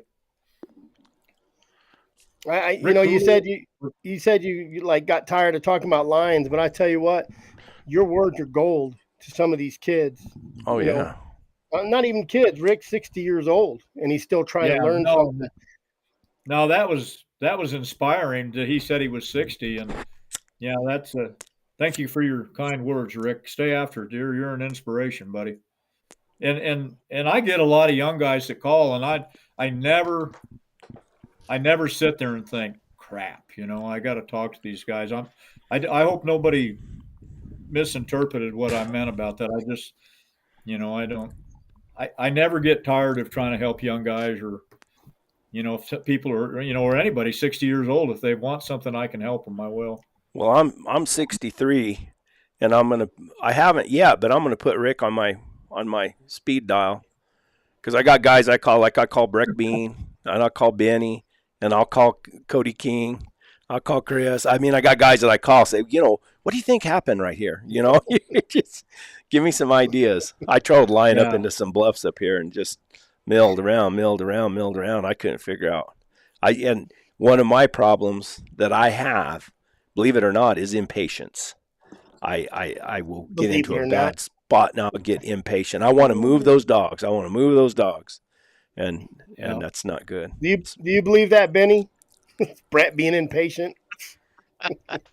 Yeah, but you guys don't just because someone's done everything and they've seen everything. I think I've told this before. I was at Larry Hendricks's house one summer, and I don't know, he hadn't been home for very long from hunting all winter. He was over there on the Wallapai where he could do what he wanted, and he says, "Hey, let me tell you this story about what this lion did. I've never seen that before. Have you ever heard of anything like that?" And so for it doesn't matter who we are, we're we have every opportunity to make a mistake, and we also have every opportunity to learn something, no Oh matter yeah. what day of the week it is. You know, it brings back. I always remember this story where a guy got a loader stuck under a bridge over on the freeway, and they had 5, 6 engineers there trying to figure out how to get this loader. It was on a semi trailer, and he had got it stuck under a bridge. And they were sitting around there for hours, and one of those engineers had a 10-year-old kid jumped out of his truck, went over there and said, "Why don't you just let the air out of the tires?" Yeah. So I Made think him- when even as a private investigator, I have this dumb book called, Private Investigator for Dummies. And sometimes I would just pick that book up and read it a little and say, oh, you got to go back to basics. So I think you try too hard sometimes and where the line's going to go or whatever, instead of just No. making a circle. Overthink it. Sometimes- Overthink it. Sometimes overthinking. That's a good point, Chris. Don't overthink it. Yeah, my dad Mhm. told me years ago. I can remember him saying, "If you watch the stupidest guy in the world, if you watch him long enough, you can learn something." Yeah. That's why I make videos. I can watch the stupidest guy in the world. The point is that you can, like Benny said, you can learn if you're paying attention. You can pick up something. And sometimes And it's it not might always. be just not how to do something. Yeah, I was might going to think, say it's hell, not always on how to do something. Sometimes it's Yeah, what it's not not- to do. You might be thinking, "Hell, you taught me something. I'll never do that." Yeah, But taught you something. I'll be dang. It is what it is. Yes, sir. Yes, sir. Hey, you guys mind if I run and get a drink of water? No, help yourself. We will do a commercial Will while this you're thing gone. be okay? What, do I need to do anything? Or? No, Nope, just leave it there. just leave everything set the way it is. I'll be right back. I got to get a drink. We're going to be, hey, guys, I haven't got all the stuff for it yet, but we do have a sponsor. Value Pack Dog Food. I fed Value All Pack right. a long time ago, and I loved it. And I lost the distributor here. They had a distributor here, and the guy went out of business, so I couldn't get it anymore. But the guy that I deal with at Value Pack is super, super, super nice guy. And let me tell you what, they support houndsmen, and which is rare in this dog food world. And so I called him, and another friend of mine has a big hardware store here in Hatch, and it's a Village Hardware. So I called him, and he said, "Hey, we're looking for a dog food company." So I put them in contact with each other. So we're being sponsored by Value Pack. So if you have a chance to feed it, I'm feeding the blue purple sack right now. It's a 30. What is it? It is a 30-20. So far, so good. Nice little hard turd. You know, if you clean pins, you figure out what is good dog food and what isn't. And The only complaint I have about that dog food is I have to feed it in my bowls because I used to dump it on top of my dog houses, my dog it boxes. rolls off. And it rolls off because it's little tiny pellets. I'm like, son of a gun. So I had to dig up a bunch of dog bowls, so I could feed it. Oh, look at there. It's repping. All He's right. repping. You're all looking for some accessories. He's got T-shirts, coffee cups. Support this guy. He's a Hey. hand. I got some Fat Lori T-shirts, and Do I ya? want one. and Fat Lori, poor thing. She was just born that way. She can't help it. She's got little short legs, and she's Remember, fat. he's talking about that dog you keep, Rick. That's Just- Fat Lori. Yeah, like that guy says. Well, what does that dog do? She don't do nothing, but she don't do nothing wrong either. But we were up here. I got a call on a lion track up here. Got up there a day late, of course. We got up on top, and Fat Lori was trailing that lion. I mean, and she was just licking rocks and acting like she'd caught 100 lions in her lifetime. But Moved anyway, up to a 3. Moved up to a 3. Well, I don't know if I'd go that far, but she's not a 1. She's not a 1 anymore. She's not a 1 anymore. She made it She's a 3 2 and a that quarter, day. Chris. No, she's a 2 and a quarter now. People get tickled you know at what? her. I've seen her on the podcast. That's a level 7 dog now. I guarantee you, if I said anything on my video, say, "Hey, we're looking for Fat Lori a home," I could probably sell her for $1 million. People just love her. Just to stay on their couch. Yeah, I've seen her on there. She's a keeper now. You open the dog box, and all the other dogs bail out and everything. She walks to the edge of the tailgate and just sits there, and waits for me to lift her and put her on the ground. I swear. Oh, that's my dirty dog. He's 11, but he's a bigger dog. So, them big dogs age a little bit more than those small dogs. He's getting to a point where he can jump on that tailgate, but he'll put his front paws on it first and look at me. See if he goes, well, you help me out, boss. Depending on how far we went that day, I'll lift him up. But anyway, where were we? Oh, I did a commercial. That's the first commercial I've ever done, just like a regular sponsored. So this podcast this video, what do you call these, Chris? This live show is sponsored. It always goes to a podcast. So all of you guys who says the video, you can't hear the audio, just wait till it comes out on a podcast. The audio is always better on the podcast. And you can listen to the podcast on W Hunting Supply and also share it on Chris's little setup he's got. So anyway. All over the place. What else do we got? What else can we ask Mr. Dickerson about? Well, it's not just about what the dogs can do. I mean, you rate your dogs on 1 to 5, but does manners have a lot to do with that?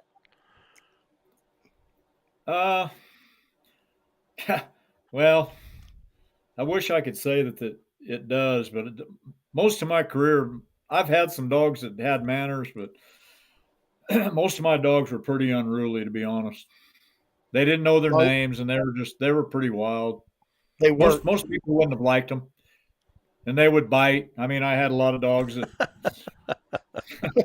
all the stuff we say we don't want. Yeah, but they work. Somebody would go with me, which was, I spent 98% of my career by myself. So, but people would go occasionally, and they would be over there trying to pet the dog or catch them, and I would have to tell them, hey, don't pet on them, or don't try to catch that dog because he might bite you, Or they were a handful. You put up with a lot of stuff if you got one that'll go ahead and go catch you a lion. Yeah, they're catching 50 lions a year. I wasn't too hard on them, Let them do their thing. Yeah, they run down there for a fox, or they're like me. They've made 10 mistakes during the day. I wasn't never too hard on them, but yeah, there's a picture that I sent Brett. That's a pretty lion right there. Yeah, he's a beaut. That was 20 years ago. Probably. Look how slick he is.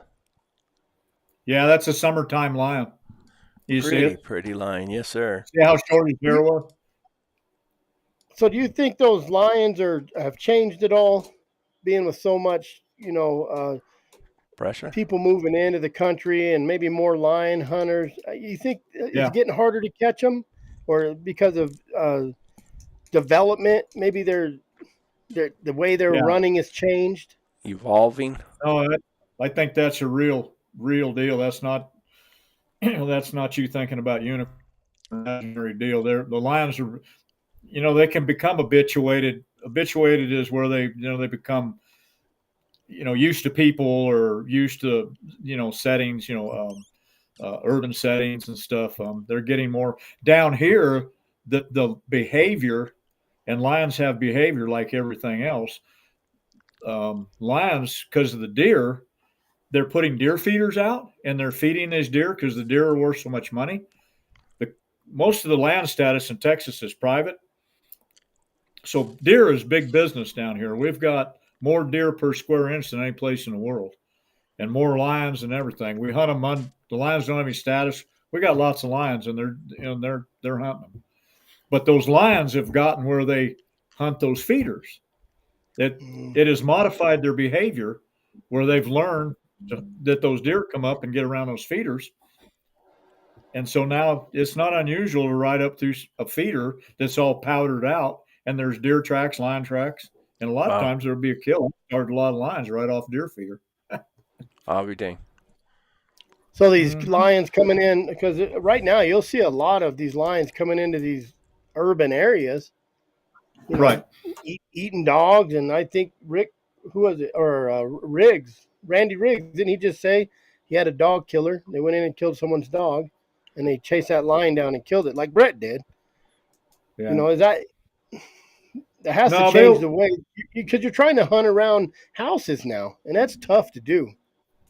Well, what happens with that is it hinges on population densities. And Brett and I have talked about this. So, in a population density, um, so in a high population density of lions, those home ranges are smaller. You know, you got a lot of lions and there's only so much country and so much resource. Those home ranges will be smaller. So, if you got a low population density, the home ranges will be bigger because you don't have as, there's more country. What's the word I'm looking for? Vacant. There's more vacancy with the country. But what's happening with a lot of this urban stuff is you got a high population of densities, and those home ranges are already accounted for. There's already resident lions living there, and you got a lot of, subadult lion.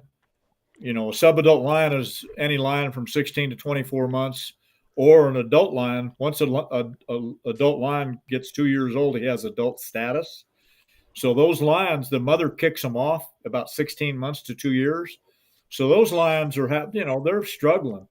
They're not real good at killing stuff yet. They can't get a deer as readily or as efficient as a 3 or 4 year old lion. You see what I'm saying with that? So they're having a hard time. So they'll go down there and they hear dog barking.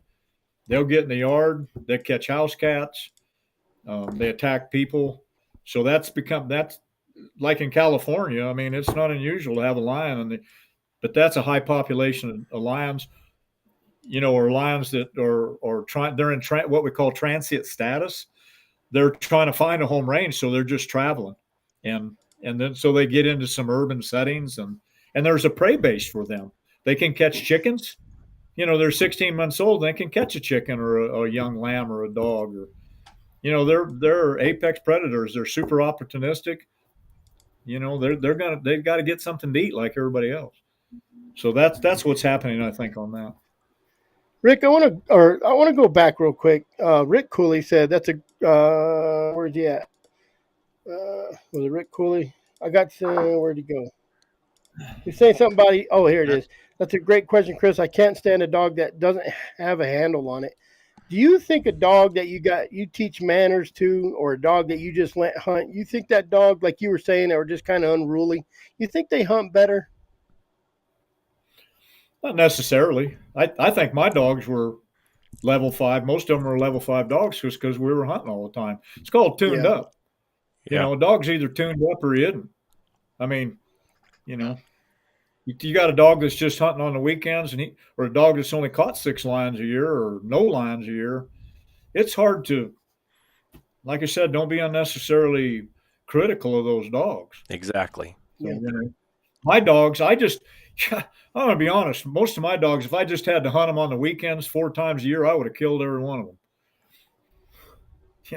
Well, Pain in the butt. what I'm saying is, when you got a Shelly dog, sir.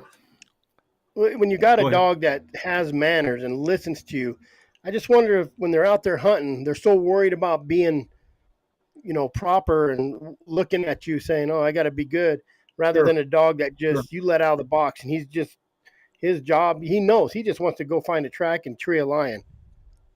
Well, He's I call not it worried picking about on you dogs. saying bad dog or quit going so far or hey, get over here. Well, you can pick on. It's what I call picking on them. You can pick on them too much, and I've seen it. I've seen guys, they make them dogs, they keep them right underneath them. The dogs are right there underneath them the whole dang way. Well, and if they get out of line or they drift off 10 feet off, they get shocked, or you can pick on them too much. And then pretty soon those dogs they'll just quit you. They're just, I like a dog that gets out and casts. I like a dog that gets out and hunts and jacks around. If he gets himself in trouble, okay, We'll Yeah. cross that bridge when we get there. But I like a dog that, hell, I've had dogs that, and I like this kind of dog. I'm rimming along, and they've snuck off, and they strike a lion across the dang canyon. And I look over there, and there's 3 or 4 of them under a rim over there, and they've got them a lion trap. Now everybody runs to them. I personally like that kind of dog. So you don't mind a far ranging dog that'll range out I don't. far. Yeah. Yeah, I don't want them running a coyote and running plumb out of the country or running a deer out of the country. Sure. Trust me, I'll discipline them if I need to. And I don't want to make it sound like those dogs were just unmanageable. I had my thumb on them, but Yeah. I wasn't They as strict listen as to a you. lot of guys. Yeah, and they didn't know their names. Most of them didn't know their names, and I didn't give a crap. You know, who cares? Yeah. So all they You know, got to hear is beep, beep, beep to come back, don't they? Yeah, and I wouldn't call the individual dogs. I would just, at the end of the day, I'd just holler, dogs, this way, here we go. Here I go, dogs. Get behind, and it's just a group effort. I mean, they all had names, and I know the Terrell Shelley dogs all knew their names. Those Terrell Shelley dogs they're just easy to handle, and they're just really, if a guy doesn't get to hunt much, or he doesn't have a lot of patience, or doesn't want to be steamrolled, get some Terrell Shelley bred dogs, because they're level 5 dogs. They can go to the game, and they're easy to handle. Some of those dogs that I got from Terrell, I would just break them vocally. I would just ride up and be harsh with them. I would just ride up there and, Dad, you better, It's a bunch of get bullshit. Just yeah, get out of there. Dang, if I got to get off this mule. And I would just break them verbally, and they would quit it. But those other dogs, that didn't work. Benny, that's I was looking at some notes I had. That's Susie went back to Terrell Shelley. I didn't realize that. Yep. And so that's Susie's was the mother of Solo and Blackie, and then Solo's the daddy of Booger and all of these, and then Jazz is the Solo Jazz cross is what produced, which was Larry Hendricks, is what produced the Terrorists. Hey, Benny, who sent us that paperwork that had Brett's dogs all over it? Wasn't that last Wednesday? Yeah, it was Wednesday. He said that he had a dog that said my name on it, and I said, where? And I said, oh, yeah, you got that deal from Brett. So, Brett, you gave somebody or sold somebody or gave somebody a pup out of Jazz, and it had Solo in it, and they were on the show Wednesday night. Let me see. I recognized all the dogs in the line. Let me find it. Send it to Brett. I don't remember. I've like I had a guy come down, and he's an outfitter, and he's hunted with some of my dogs that are with some other outfitters, and he wanted to get a dog for me, and the kid showed up. He's a real good kid, real nice kid. Come and said, yeah. I said, I'll take that dog or whatever. And I said, you're just trying to put together a pack? And he said, yeah. And I said, we'll take those 2 also. So I'm not a very good dog salesman. I mean, if I like you, I just can give you one. Well, let's send this to you, Brett. I said it was Cord. Cord Martin? Cord? Yeah. So. Yeah, those are the dogs I'm talking about that they were so hard to handle, was the Smith and Hendricks dogs. That's why when I went over there to California, they're not for everybody. Let's put it that way. Yeah, when I went over there to California and I got a dog from Steve Galentine, one of those Nance dogs, and they were real shy and real timid acting, and I gave that dog away. I drove all the way over there just outside of San Francisco and paid for that dog and hunted her for a year and a half, and we just couldn't get along because the manners. Those Hendricks dogs that I had, and you don't just tell them, hey, sweetie pie, come here and get out of that. And so that other dog that was a lot more timid couldn't take the harshness of me squalling at those dogs when they wouldn't pay attention. And heaven forbid, if I shocked a dog, that other dog would quit and stay 50 yards behind my mule. So that's what Rick's talking about right now. Is there's different calibers of dogs when it comes to handling too. Absolutely. Yeah, there's levels to that, and those dogs, those Hendricks and Smith dogs were not any. They're worth, and then the Terrell Shelley versus those, they're all worth having in there. They're all really good dogs. 4 or 5 level kind of dogs. One strain of dogs is just easier to handle than the other. So I mean that's a Yeah, personal preference. I had both, and I mixed them back and forth, and in some of those traits, you know, some of those traits would come out in different areas, but they, it's if a guy's hunting all the time, it's all about dog power, and however you can acquire that. That's at the end of the day, Oh wow. that's what's going to make you successful. I don't know if I. well, I was just say that when I went over there, Rick, I was looking for some young dogs, and yeah, that's probably Whoop. Yeah. yeah, Sorry. that was it. Let me But see. I and my son was with me, Justin was with me, and you turned that little, you called her Blanca, turned Blanca out. She was just a little dog, little pup, and she ran over there and started raising Cain with that bobcat you had in a cage, and she was the last dog you had out of Popeye. She had that little twist of hair on her Oh yeah, neck, and yeah. I and you told remember her, but Justin, I don't remember much about her. But I remember her. well, Didn't I give your you Didn't I told give your boy a puppy that day? it was that dog. Yeah, you Oh, told that him if that you was can that. catch that dog, yeah, if you can catch that dog, you can have her. And you said, hell, he can't catch that dog. I can't catch that dog. And he showed up with that Here's what pup. I I remember said, about that. all right, You asked for a dog. You asked for a puppy, and I told you no, but I said I'll give the boy one. I think yeah, that was that's how. right. Supposed to Wayne That's what Bisbee Vince. wants to let everybody know he is looking for a more finished hound. So, any suggestions where to go nowadays? I don't know where a guy goes nowadays. Hey, It depends on I'm how gonna much brag money real you want quick to on. spend. I'm gonna brag on Brett real quick. And you were talking about this a minute ago, and it dawned on me about because I watched that. What do you call it? The podcast where you caught the young lion that had killed the old lady's Dog. 18, 17-year-old dog. She's had the dog her whole life. Is that the one that was Yeah. Yeah. on? Did you have? I saw it on there. So I want to brag on that because that was. And make no mistake about it, those are habituated lions. Those are lions that have lost all their fear of people. A barking dog in the yard don't mean anything to them. And make no mistake about it, those are the kind of lions, even a juvenile lion. I saw the picture of him, and he was a juvenile lion. Those are the kind of lions that'll jump in a yard and get a 5-year-old child and be Yep. gone with them before you can blink, buddy. Don't kid yourself. So you did good on that. And here's the other thing. 9, no disrespect to other guys, but 9 out of 10 people, Brett, wouldn't have caught that line. You did. I saw the whole thing, and those dogs did good. Those are tough lines to catch, Cowboy. They really are. Hard to get started and then go over there and finish them.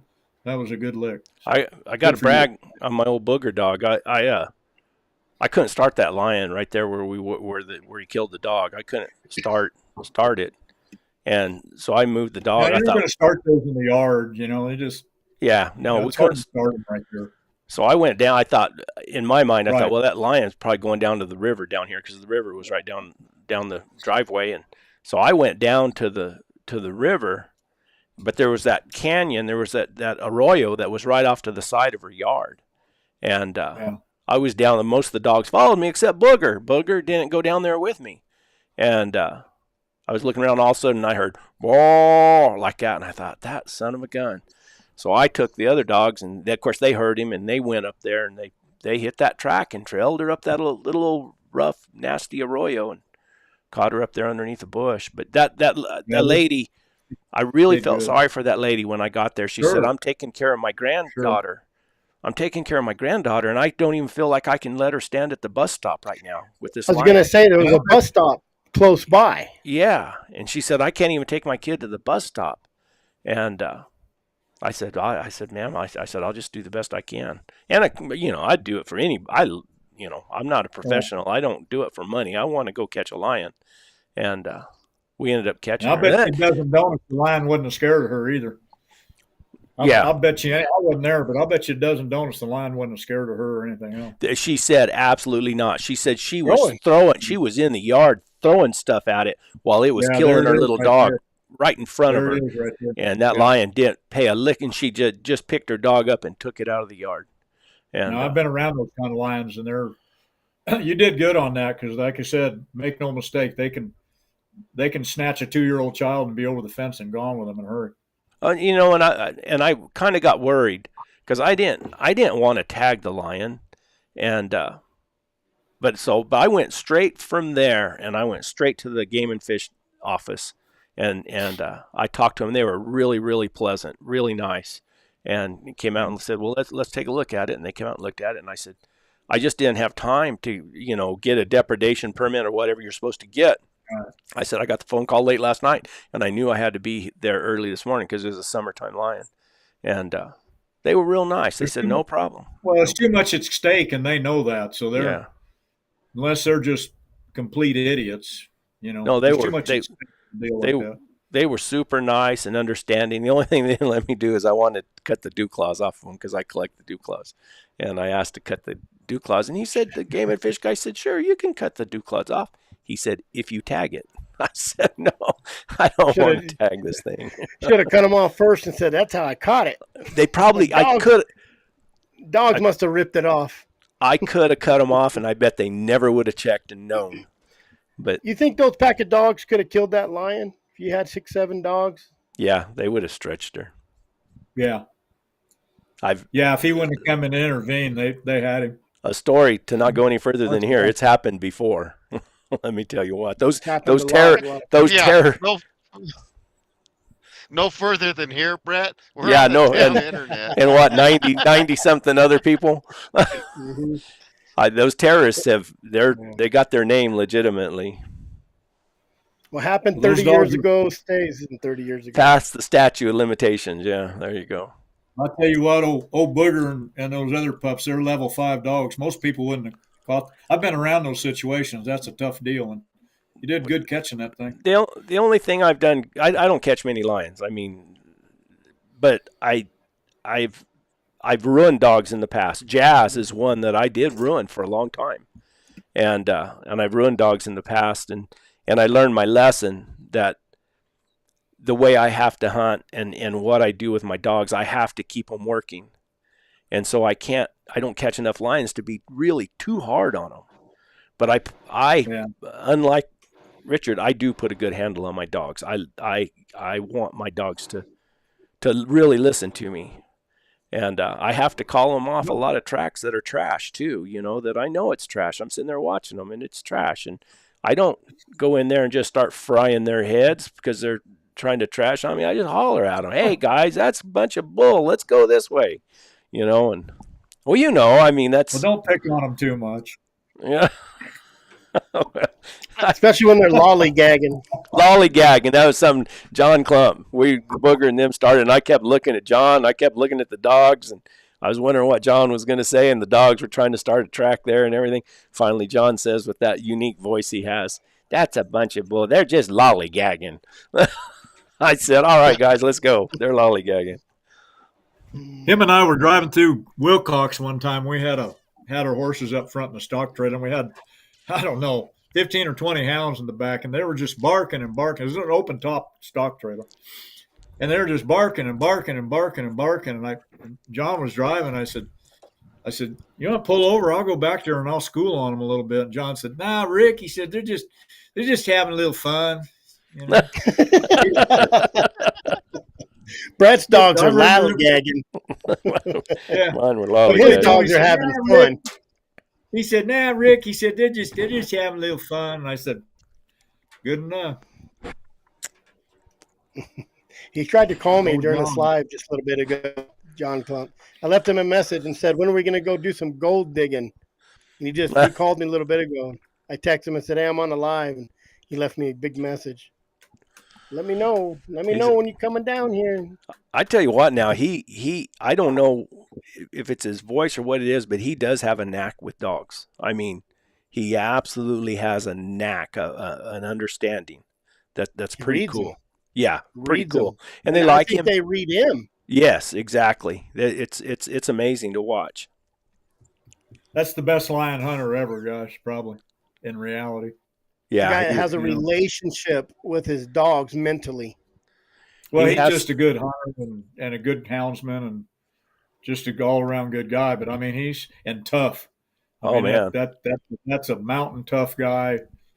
Probably best lion, except for his sister. I think his sister Marie is probably a better hunter than him. Yeah, that's And I'm going to tell you what, I knew her when she was 18 years old. That was the most handsome girl you ever seen in your life. She was a looker now, and a hand with a hound, way better hand than John and I were with a hound. I'll be dang. When he caught that tiger over there that day, in my opinion, if Marie wouldn't have come over there, they wouldn't have got him. no, that's what he said because she brought in those other dogs for him too.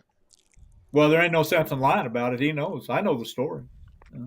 Yeah, She was a he hand. told us. Here's another was a feel hound. good comment there, Rick. He says, sure enjoy listening to the talk about the hounds and lion hunting. Unfortunately, I'm in California and can no longer run lion, bear, or bobcat, so the talk sure takes me back to the good time. Let me tell you something. I got a lot of Californian, and I'm going to dote on those Californians. I got a lot of Californian members on my Arizona Working Dog Alliance. I got members from Oklahoma, California, Missouri, all over the states. I think I have more than Arizonans signing up. Well, the those people- Californians know what it's like to lose their rights. exactly. Mm-hmm. I had a guy from California, lifetime member, $1,000. No kidding. That's Yep. super. Yep.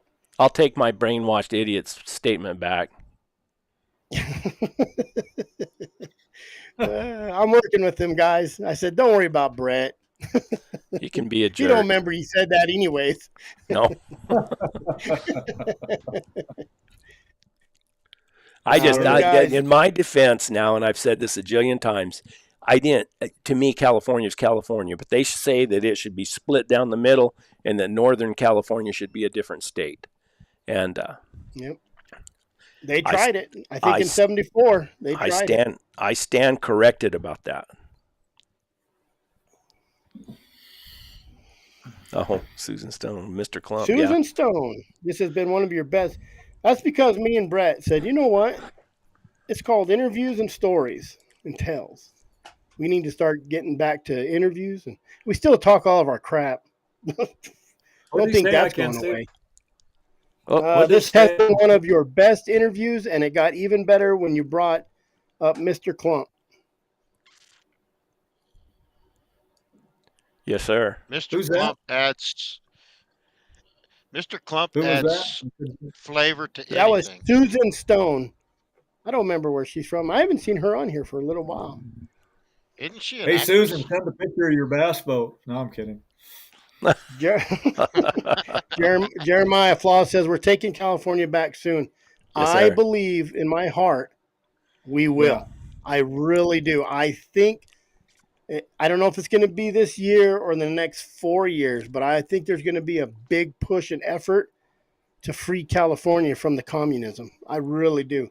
I think they're going to bring back dogs for bears, and it's just going to trickle in to the rest of it.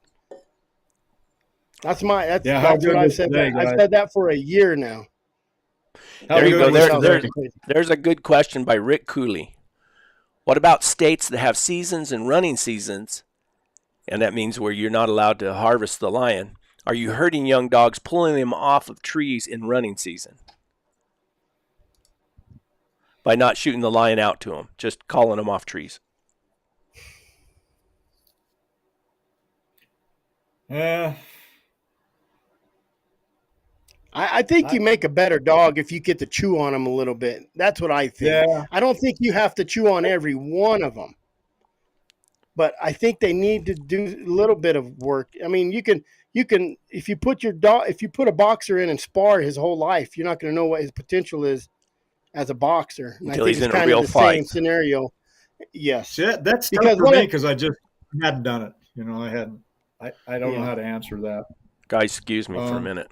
Carry on without me. hope he I puts mean, a mute on so we don't hear him I peeing. wish I could answer his question. I think that game. I Okay, think, you know, go ahead, feeding Rick. them that meat and letting them have them. You know, we just didn't turn them loose. So that's a tough one. But if that's what a guy's There's got, somebody that's what here. he's got. But I would dang sure Yeah, pet on Rick, them. the You guy know, if they just said, caught Brett, something like, huh? reward them some way. Reward them in some Yeah, way. I would spend extra time with them under the tree, petting on them, and tell them, "You good boy, you know, you good dog." You know, I mean, I would spend extra time under there and let them, you know, and I've reward them that way. I've treated a lot of bear, and So I can this pull guy my just, dogs off a bear and go tree another bear 10 minutes later. Yeah. But they've also got to chew on a few bears. Yeah, So they know the difference. I mean, they can distinguish. Just because they don't get to chew on it doesn't mean that they're not enjoying that, or you know, you can still count that as a catch. I mean, they're still going to make lion dogs. You know, they're still getting addicted. They're still going to want to do it. yeah, if it's in their heart to do it, they're going to do it. Period. Right. Yeah, you ain't going to stop them. hey, Rick, have you got a guitar handy? No. Said Brett and Benny said you're quite the guitar player too, Mr. Dickerson. Are you going to play something for us? Great show tonight. Who said that? Called you out. He called you out, Who? Michael Hanlon. Michael Hanlon. Oh, Somebody no. that's watching. Nope, not going to do it. We're still playing quite a bit. There's a music scene up about 100 miles north of me. I've been going up there the last 15, 18 years. I've got friends up there, and there's a lot of honky tonks up there. I'm still playing as much as I want. And nothing's changed. People are still drunken fools. You know? The drunker they get, the better you sound. Yeah. Yeah, I've seen it all my life. But I don't drink, so I mean it doesn't that's the only difference. I mean, I hadn't had a drink in 43 years. Yeah. Wow. I gave Hey, it up. Brett, Yes, sir. he said that John Clump was tough, so I sent you that picture of John taking a nap right there in the middle of the road on your phone. Yeah, it should be on my messages here, I think. It was a text message. Huh, it didn't come through on my computer yet. I get text. There it is. There it is. 7 out of 8 of Californian are people like us. That's probably pretty true. I wish they would cut that state in half, make it Jefferson like they wanted to back in like 74 or whatever it was. 73. Hmm. Mr. Been there and Clump, done that. I think dogs get tired, and he gets tired just anywhere you're at. Just stretch out and take a nap. Spent my whole life doing that. I got a picture of my kid sleeping next to one of my dogs out there next to the horse trailer. Hey, Rick, you're down in South Texas, right? West Texas. West.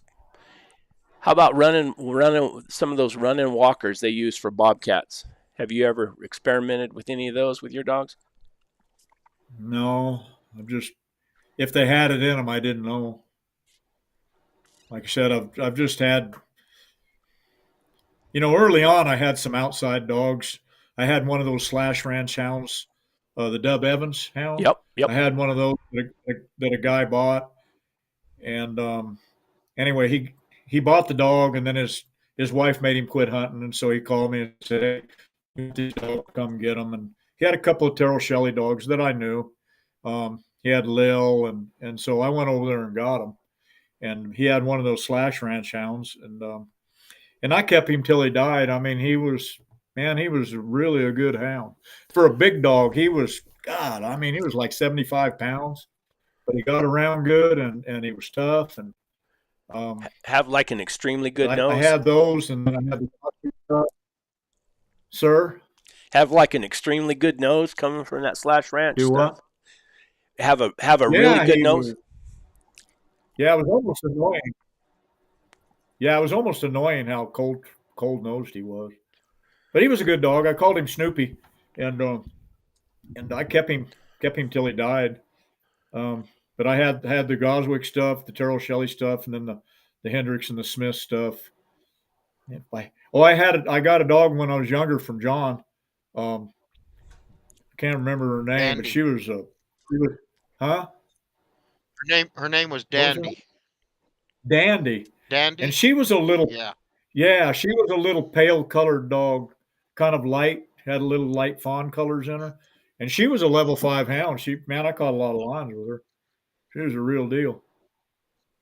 Yeah. And but that's been 40 years ago or longer, Rick But Cooley that's all- said, that's "Should all- you not?" You put there. You go. Should you not Should you take not young take dogs? young dogs during running season? Is what I mean. You mean if I you're think not you going to take 'em shoot every nothing chance you out? get. I don't think you're going to hurt them by not shooting it out, but you might not be able to get all the goodies sometimes out of them. Just keep taking them, Rick, and then if you all catch something, just bet on them and reward them. Maybe take some little cookies, have them in your pocket, and give them cookies or something. Try to reward them somehow. Anytime if I paid attention to my dogs and patted on them or even spoke to them, man, they would kill somebody for you because we just didn't. Yeah. We just didn't do a lot of that. Just walking out to your dogs, even if you got them on chains or in a kennel, whatever. Like I'll walk out on my dogs, sit on their barrels or their boxes, and I'll just pet them, and that makes 110% difference in the world how a dog will react to you.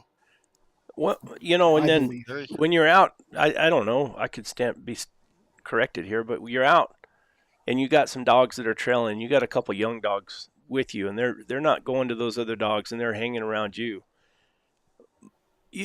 Years ago, I used to get real frustrated and upset. But then what I started doing is just they're invisible to me. They're totally invisible. The only dogs that get any attention from me is the guys or the dogs that are working. And I might even go up there and say, "Hey, good dogs, let's go. Where'd he go?" And pretty soon I know those young dogs start saying, well, they start paying attention. They start looking to see what's going on, instead of just looking at me, coming back to me, and because they're totally ignored. They're invisible. If dogs are working, they come back to me. I don't have nothing to do with them. Go ahead. The best handling hounds I ever had was when my kids were little, and they would play with them as puppies, and then and my kids all went with me. My two girls, my other kids went too. My oldest boy, he's caught as many lions with me as anybody, but my two girls went with me. They went everywhere with me, and they would pet on them. And all those dogs back when the girls were little and was going with me and making a lot of pony tracks, those dogs were the best handling hounds because they were doing what I didn't do.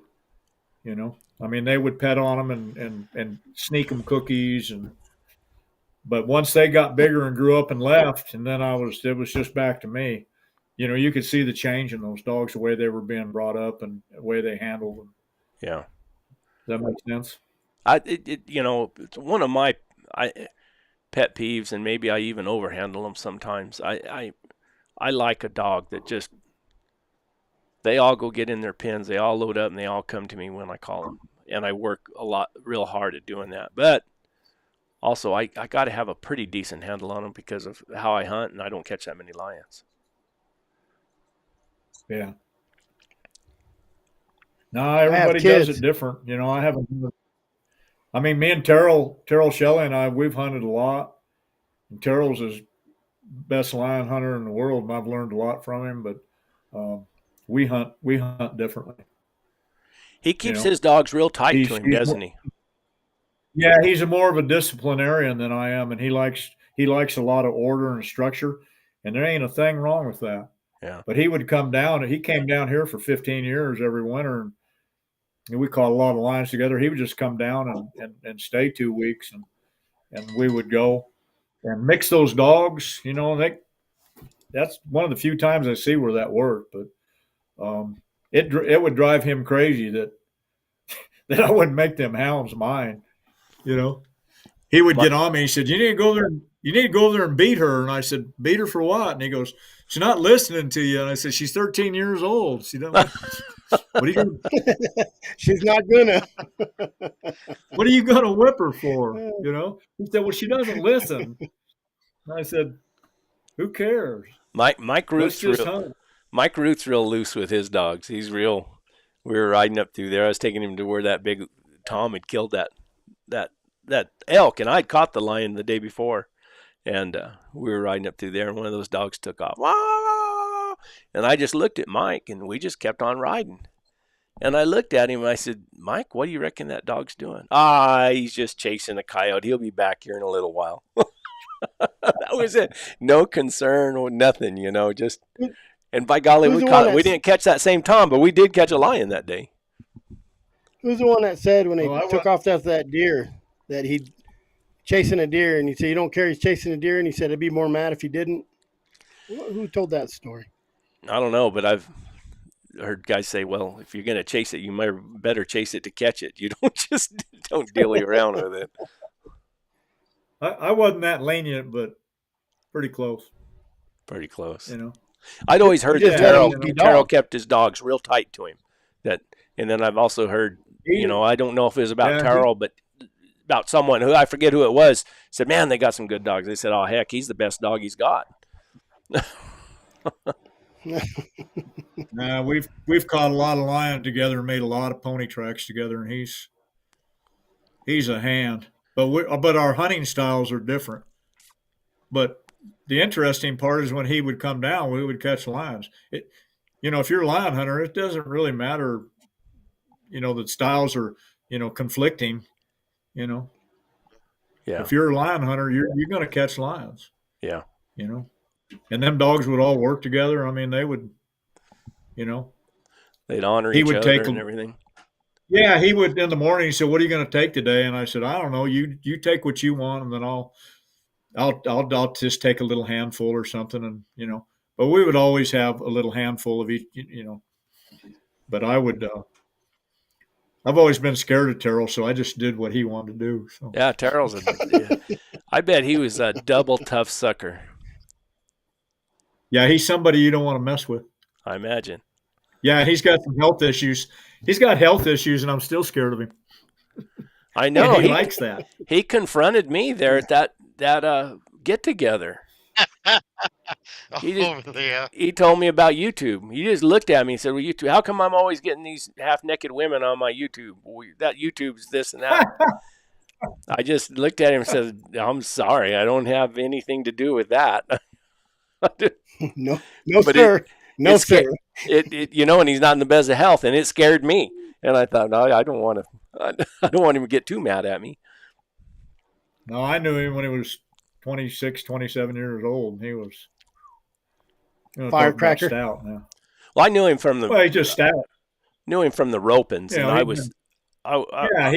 he's been cowboying his whole life. You know. Yeah. You don't want him bulldogging you, and we wrestled. We're still wrestling. I mean, we would wrestle a lot when we were younger. And I'm gonna tell you what, he was hard as a rock, isn't he? Well, he was just had that freaky. You know, cowboys are strong. I mean, they're out every day. They're working hard. You know, and he just had that strong cowboy strength to him. Yeah. Yeah. And he's older than me by a little. You know, I don't know. He's 11 years older than me, so he's the boss. So it doesn't matter to me. He's like a big brother or something. You know? I used to run into him at the ropings all the time. I can't remember ever actually roping with him, but he'd started team roping again later on in life, and I used to bump into him at the ropings. I used to tell everybody the same thing. Say, I'm a number 2 lion hunter, and he's a number 9 lion hunter, but I'm a number 8 healer, and he was a number 4 header. So we're coming from different. I was trying to talk to him about lion hunting, and he was at a roping, and he really didn't want to talk about lion hunting. He was talking about roping. Man, when he was younger, he could tie a calf. He was a calf roping He could, fool, wasn't he? he was a calf roping machine. Now, Yep. yeah, Terrell's is just a good. They're just good people. You know, they're like family to me. They've been awful good to me. All those Shelleys are hands. I mean, they are cowboys. Yeah. I mean, that's what they are. Yes, sir. I agree. Yeah, it's a different.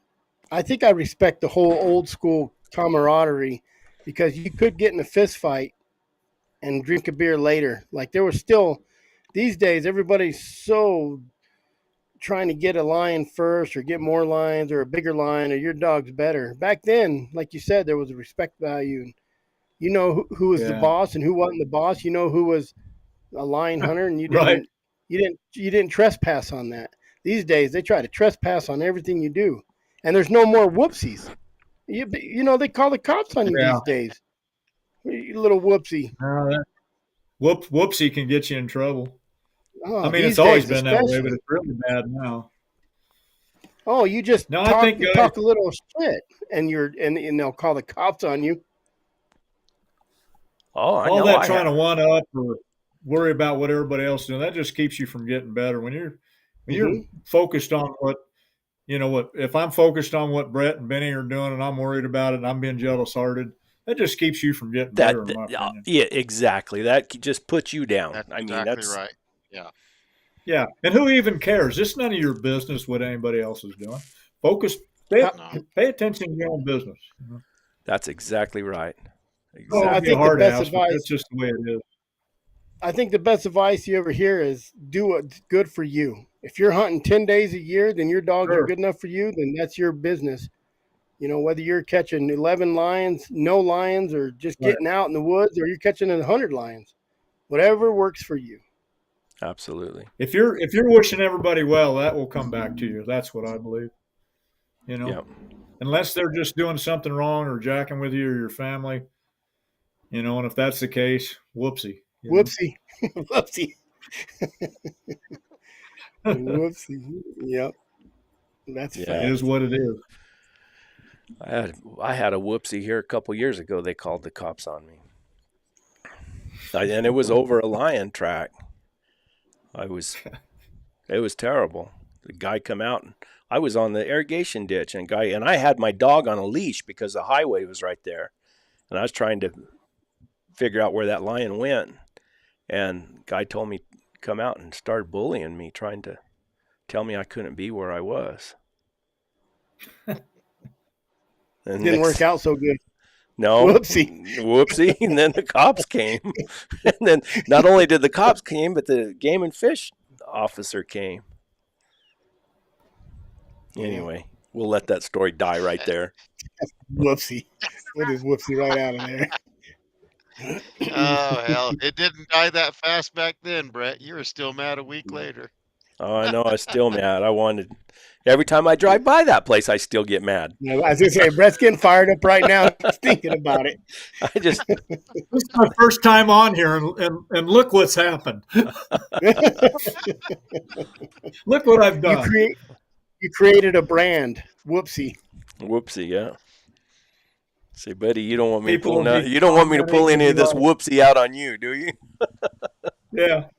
People will be commenting, and if it's derogatory, whoopsie. Yeah. Poor guy. I think it comes a lot from guys spending way too much time out there by themselves. Oh yeah. You know, you got to make fun of this stuff. I mean, you got to make fun of it. You got to. Yeah. Otherwise, it'll eat a hole in you. You don't want it to eat a hole in you. You know, I just talked to a guy. Caught his first dry ground lion, like they caught it, and I said, it's a whole different world, ain't it? And he said, man, better because he's hunting in the snow and stuff, and you could just tell in his voice the excitement of catching his own lion dry ground. And that I said, well, now you know why all these old guys say, if you could do it, what would you do? And it's always dry ground lion hunting. There's just something about it, and I think you have to appreciate the loneliness when you're out there, because I hunt alone a lot, you know, so I think it's a whole different world than even bear hunting. I bear hunt, and I bear hunt alone. And Bear hunting alone, he wears out kids and hounds. I do. Both of them were worn out. So, but I've had those kids around those hounds, and like Rick was saying, I had twin girls 2 years old that would go sneak in the whelping pen and just manhandle those puppies at 2 weeks old. And those, I think, um, Becky Dwyer talks about that neurological sensatory, whatever it is. I don't know what it is. I call it send your 2-year-old twins into the box. Socialization. They'll touch every part of that puppy and hold it by every digit, tail, ear. It don't matter. They'll choke them dogs out, holding them with one hand, and those dogs they come out way better. They're way better than just leaving a dog in a box and, when they're 8 weeks old, trying to deal with them. There you go. There's your name for your business. Whoopsie Outfitters and Guide Service. Here we go. Well, I think, There we go. but you talked about being out there hunting by yourself and you got to be lonely and all that, but I never found myself lonely because that's how I bonded with my dogs. It was me and the dogs out there. Let me tell you a story. I worked out of town for 4 years, and I took my dogs down where I was. And I had 10 barrels set up, and I was in a little trailer. And I'd take my mule and my dogs. Sometimes I have to leave my dogs for some reason. And I'd leave my dogs at home and come down for a week or two. And that was the most loneliest I felt, walking to my trailer. And there was no, because my dogs are around my trailer. I have 10 dogs around my trailer and my mule.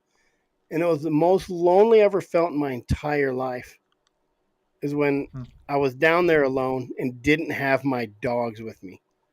And I carry my stinker dog everywhere. And I went to the valley. I don't even know what today is, Monday. Last week I went Wednesday, and I didn't have my little stinker dog, my hound, with me. And I took my little car, and every time I looked back in there, she wasn't there. And I felt like I had just left my kids at a mall somewhere and forgot about them.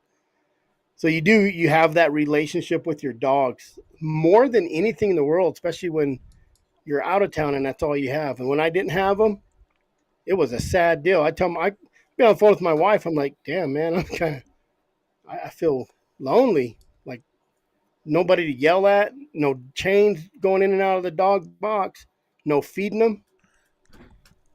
I mean, it's a relationship. People don't realize it is. It is. Yep. It's just, to me, it's just family. People I don't think we're people a bunch realize of that. sensitive people, or we're just trying to kill everything, or we care about that stuff. Like you said, you touch one of my dogs in front of me, not going to be good. Yep. I'll beat him, but don't you? Yeah, I'll pull my dog's ears all day long, but don't pull his tail, buddy. Right. Yeah. I bond with all my dogs. It's a team. I bond with all my dogs. We're a team. I believe they work harder for you. They do. And like you said, you said you had your dogs that didn't even know their name, but they sure knew who you were, and they knew your voice. And they knew when you said it's time to go. You said, "Here, dogs." They said, "All right, we're going." Make no mistake about it. They knew who the boss was. Every dog I've ever had, they knew. Can you imagine hunting that many? Go ahead. Hunting that many days a year. Yeah, those dogs, they got to be tuned in so good to what you're doing. I mean, it's what I call lion-minded. They get up. Every dog I've ever had, they're lion-minded. I'm lion-minded, or they're bear-minded, or whatever you're hunting. Yep. Those dogs are all business. Even though they seemed like or wasn't listening to me, they're still on their mind to catch a lion. There is a difference between loneliness and solitude. That's it right there. It's that solitude that's just peaceful, and it's fantastic.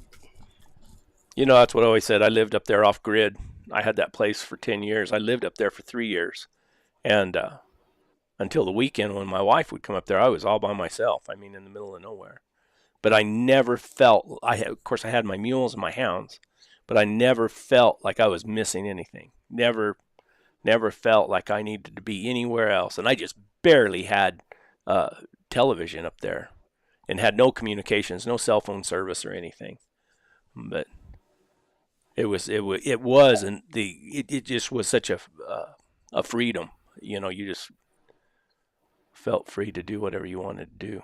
I've had my dogs keep me from freezing to death a time or two, in all honesty. Oh, stick your hand in a dog box, and it's 100 degrees in there. It's lovely to climb into. Well, I'm just saying, staying out all night. We stayed out a lot. We'd trail into the night. Those dogs I had, you couldn't stop them.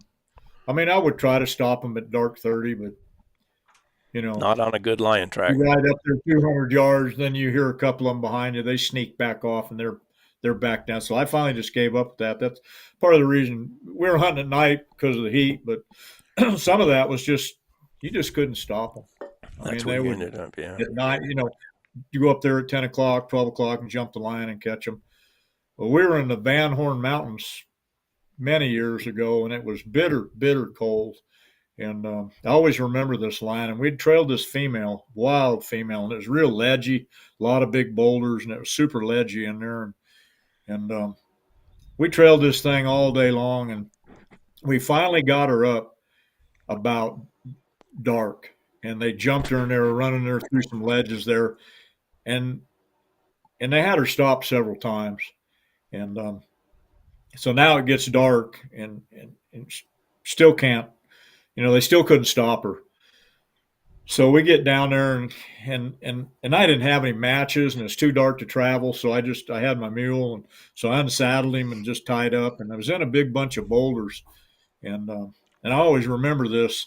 And those dogs were in those ledges, and I laid there just freezing until about 10 o'clock, and they were up there just trailing, and you could hear them moving the line around on those ledges, and they couldn't stop it. They couldn't bay it. And she was wild as wild. So we got down there, and I started calling to them dogs, and one by one, probably about midnight, 1 o'clock, one by one, those dogs come in. They give it up and came into me. And I really think to this day, if I wouldn't have had, and there were 7 or 8 dogs, if I wouldn't have had them up around me, we were in those, I mean, it was, what I'm talking about, bitter, bitter cold. It was like 12 degrees maybe. And I just went to gather them, as they came in. I just kept gathering them, and they kept me from freezing to death. I bet so. We got up the next morning, went back up there. There was a little water trough up there, and I went up there and watered them. And we went back up there and got on that lion, and she hadn't gone very far. We went up there about 10:30 and jumped her and got her. She was give out too. She was just right there, but we went back up there and I restarted them. No, that's a lot of try right there. A hound that's been trailing that long and hadn't had anything to eat. So we went back up there and made a believer out of her. And but in the daytime, it's a different deal when you're trying to stop them, than that nighttime. That's what I talked about earlier. That nighttime thing, man, they're hard to stop. Did you get calls that when you went into an area, people had called and said, hey, we're having lion problems in this area? Or did you have regular areas that you went into anyway, just because it was a high density of lions in that area and you knew they had to be thinned out? Yes, sir. Yeah, a lot of times it was just, there was a history of predation in there, and just ranchers just wanted management in there. So I would go in and just, in the colder months of the year, I would just go over there and hunt and manage those lions in the winter. And there was places when I first come to Texas that, they just didn't have, you'd go over there and the deer were just decimated. There wasn't any deer left. And so, deer is big business, so they weren't making any money on that. And they said, can you come in? And so I went in there and, I'd have places that I kept like 21, 25 years. I had one place I had 25 years. Hunted it every winter. Took 9. Yeah, just one little old mountain range there on 4 different ranches. I'd hunt it every winter and take 9, 10, 11, 12 lions out of there. Since you had hunted that so long, did you know exactly where to go to start a lion? Do you know have specific spots where you just No, but I had my lions have routes. I mean, they yeah have little what we call a lion haunt, where they go. And but if I'm in and I know some country, I'll I figure out where the trails are, where the cow trails, where I can get around. I'll every time I'm over there, I might mix it up and go in reverse one time, or if I trail a lion off into a canyon, let's say I trail off into a canyon, Laguna Madre or something, and it gets dark, and then I'll go back the next day, and I'll start back over there. I just try to move around, but yeah, if I know the country, I'm pretty predictable about how I travel and where I'm going.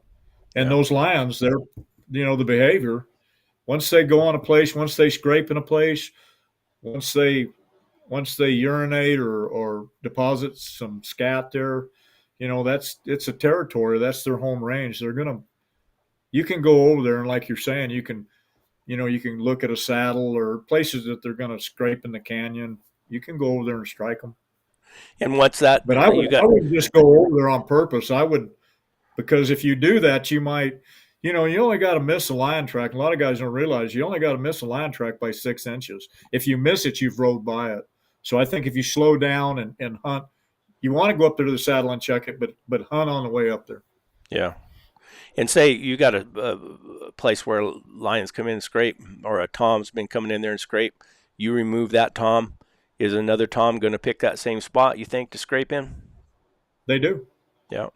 Yeah, they do. Those just lion haunts. I mean, those are just good places, and you know they're just going to be traveling around in there, and those vacancies get filled pretty quick. By them transient young lions that we were talking about earlier. They come in there, and um, when I first come down to Texas in 1990, there was a bunch of unmolested populations of lions.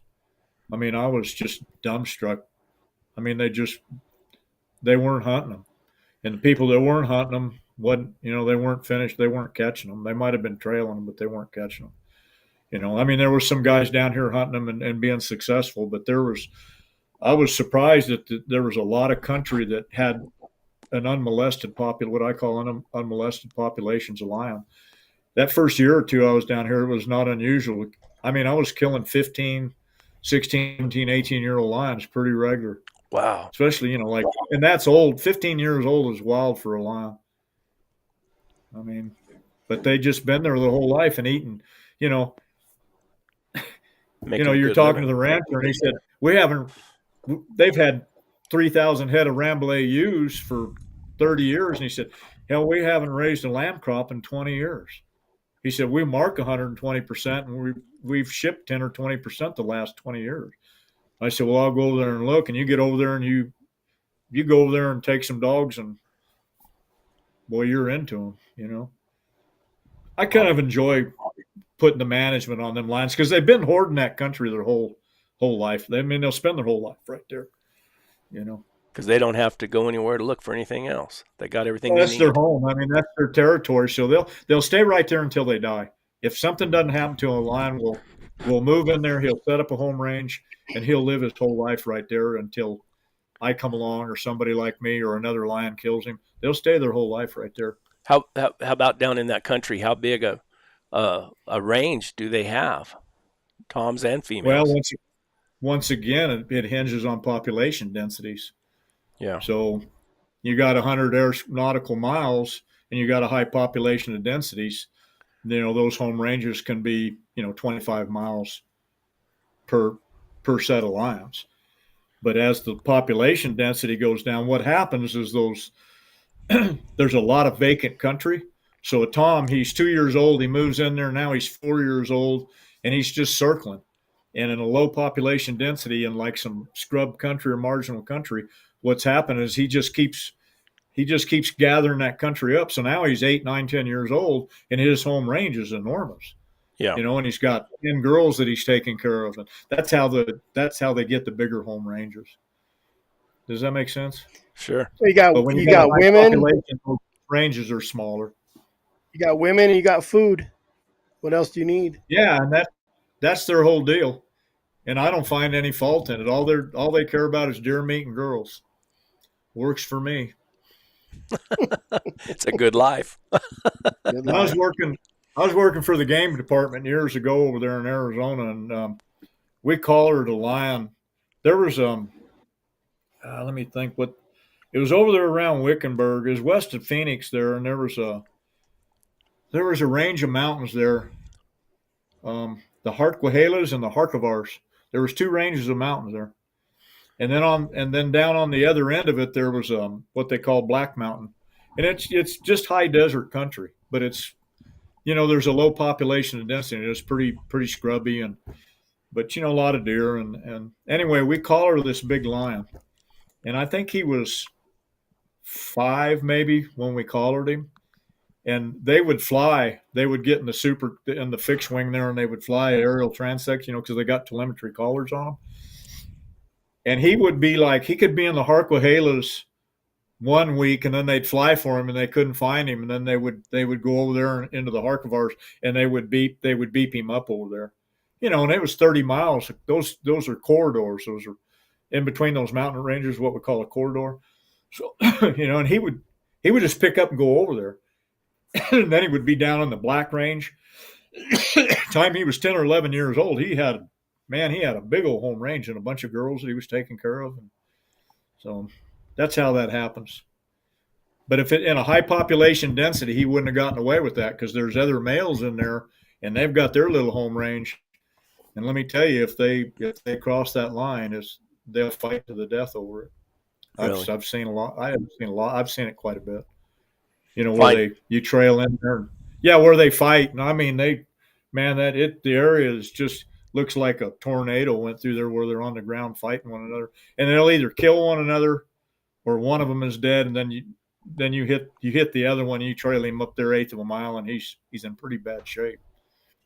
Yeah, they're jealous over that home range. They protect it, don't they? Yeah, but it hinges. Those home range sizes depends on population density, I think. Yeah.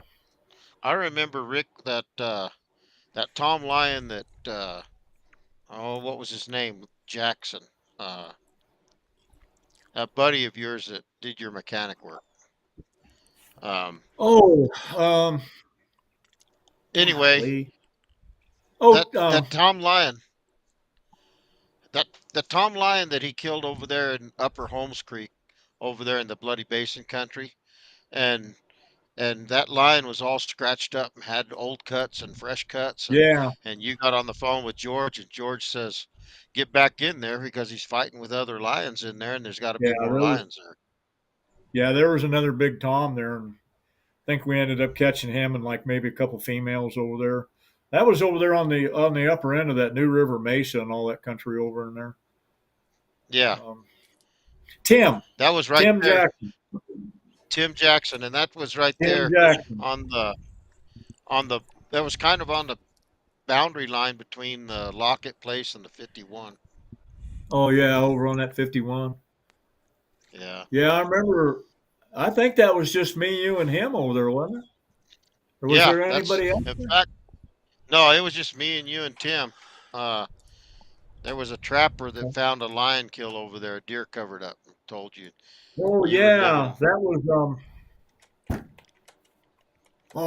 he was real famous. I was good. Mel Hirschberger was a famous fur trapper there in Arizona, and Mel called me and said, "Hey, I found a covered deer over here," and I said, "Okay, we're coming."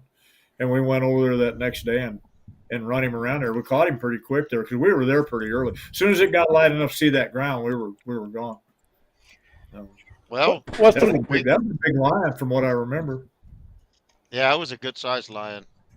Yeah, I think he was too. But we ended up hunting back over there. What was the farthest you traveled to get a lion? What's the farthest you traveled to get a lion? Yeah. Someone called you and you traveled. Day and a half. Here you go. Make you feel. Makes me feel worthless. Let me see. That is that Goswick dog. That's trailer. Yeah. That's the Goswick dog I got, and that's the dandy. Put it back up there. That's that dandy dog Put it back up That there, please. dandy dog's right there by That's me. Dandy. That's Dandy in between. In between me God and dang, Tim. Danny. You've wintered well, dude. You're looking good. Yeah, I'm part of Fat That's Lori's Dandy pack. sitting between you and that's Dandy between you and Tim. Yeah, That's a and Johnny Clump dog, Dandy. then you've got Trailer right there in front of you. Yeah, Trailer's next to me. I tell you what, that was a hell of a hound. I had him till he was. I kept him till he died. I don't remember what happened to Dandy. I think somebody talked me out of her. I don't. It's been so long ago, but they Yeah, always you talk sold about her. the old Bolt dog. I had that Bolt dog until he died. I had him the last 2 years of his life. Oh, you got There it was from a that guy down here.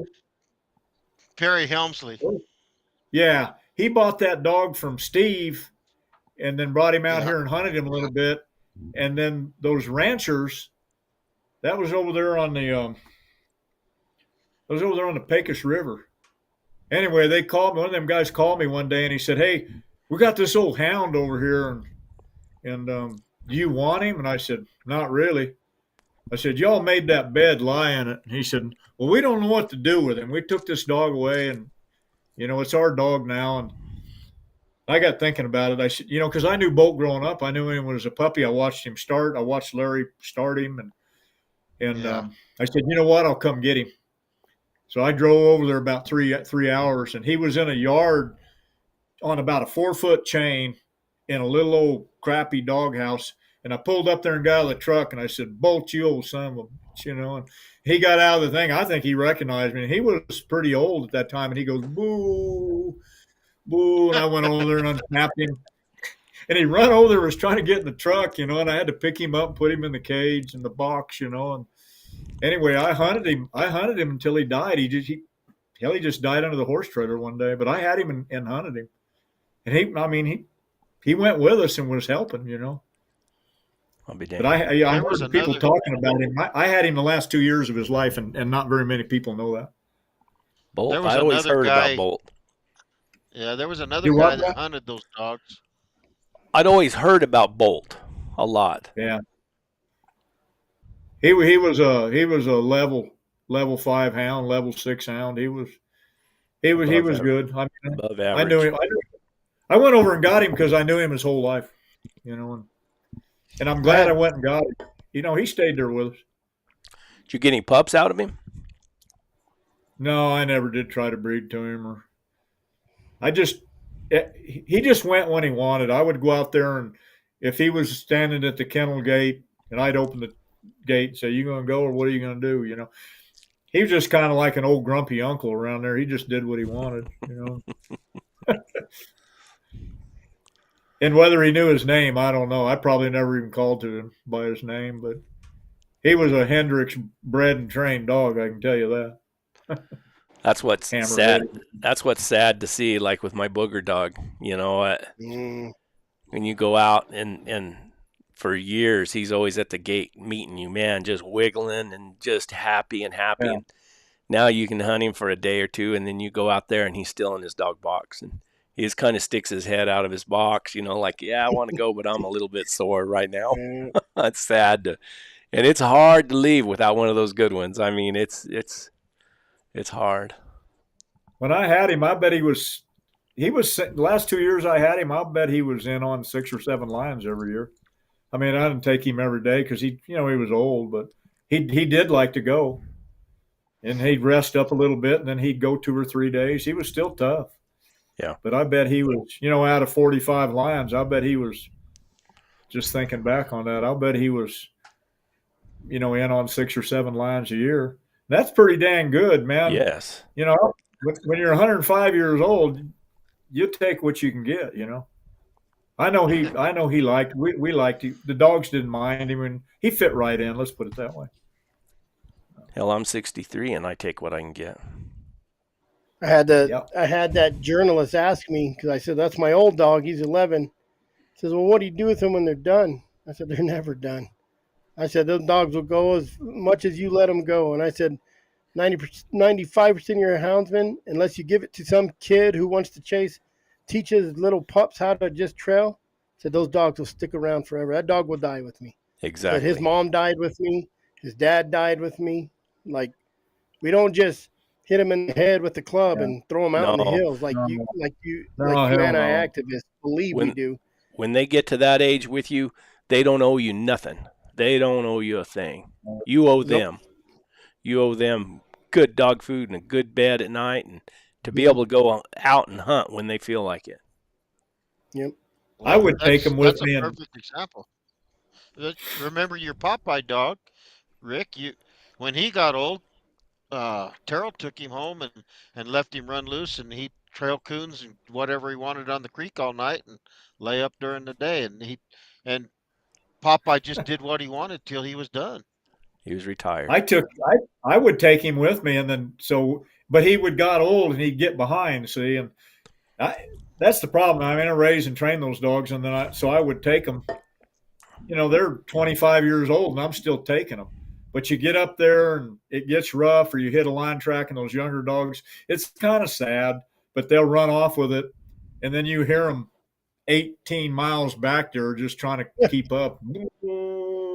Still going. You go kill the lion. Still going. You go kill the lion, and then they're back. They're still right there trailing. You know, they hadn't gone Trail 100 right yards. into it. And they're right there, and I'm like, "You good dog now? Let's go." And they'd fall in like, "That's right." Yeah. Sure, definitely. I They're was all on it. puffed up, you know. I mean, I would baby them like that, and you know, it just. And so Terrell said, "You know, you want me to take him to the ranch?" I said, "Yeah, if you would, take him down there and turn him out." And he would. He was an ill-mannered thing. Terrell would call, and he said, "Man, this dog's driving me crazy." I said, "What's the matter?" When he said, "Well, he stays up all night down there in the creek trailing, and he don't go nowhere, but he's just right there. He trails Making about noise. 12 yards. He's just down there, woo, and he's right there trailing." And Terrell said, "And then when I feed him, he knocks the pan out of my hand, and he was just going on and on." Of course, I enjoy that. You know, I'm like, it is what it is. That's I rather those hounds get behind like that, and well, you it's know. like us. Wouldn't you rather die out there on your mule or fall off a cliff than a hospital? I'd rather them dogs die out there, just drop dead of a heart attack while they're hunting. yeah. Period. Well, there was a lot of days where those younger dogs would go down there and they'd jump those lines and catch them, and I'd shoot them out, and I'd hear those older dogs coming, and I would wait on them. Let them I get would sit there. there if it took them 2 hours or 3 hours. I sat there and let them, and they would come, you know. And they're so hilarious because they just trail in there like, "That's right." Yeah. You know, better late than never, partner. If it I'm wasn't here. for me, you guys would have never caught this lion. Yeah, I mean, that's the way they act. They just come in there all dang puffed up like, "Yeah, y'all lucky I'm here." And I'm like, "Yeah, good dog," you know. And they're over there, and then they go over there and they're yanking on the lion. Wooling like, on that lion. "Oh my God!" You're like, easy before you pull a muscle, Uncle Teddy. Pop a hip out. Pop a hip Yeah, out. pop a hip or something. Then I got to pack you. That's, Yeah, I would wait you know, on them. I mean, I've never told anybody that, but I would sit there if I heard them coming. No matter what, I would sit there, and of course, dogs are all just laying around there, crashed out. They're done. But I would wait till I would let them catch up. I'll be dang. That's cool. I hope somebody does that for me. Yeah. That's the stuff that the common public and the people that don't run dogs, elk hunters, deer hunters, whatever, that say we have it easy. That's the stuff they don't know about. Yeah. That's the stuff they don't know why we do it. Right there. Yeah, they're full of it. You know. Yeah.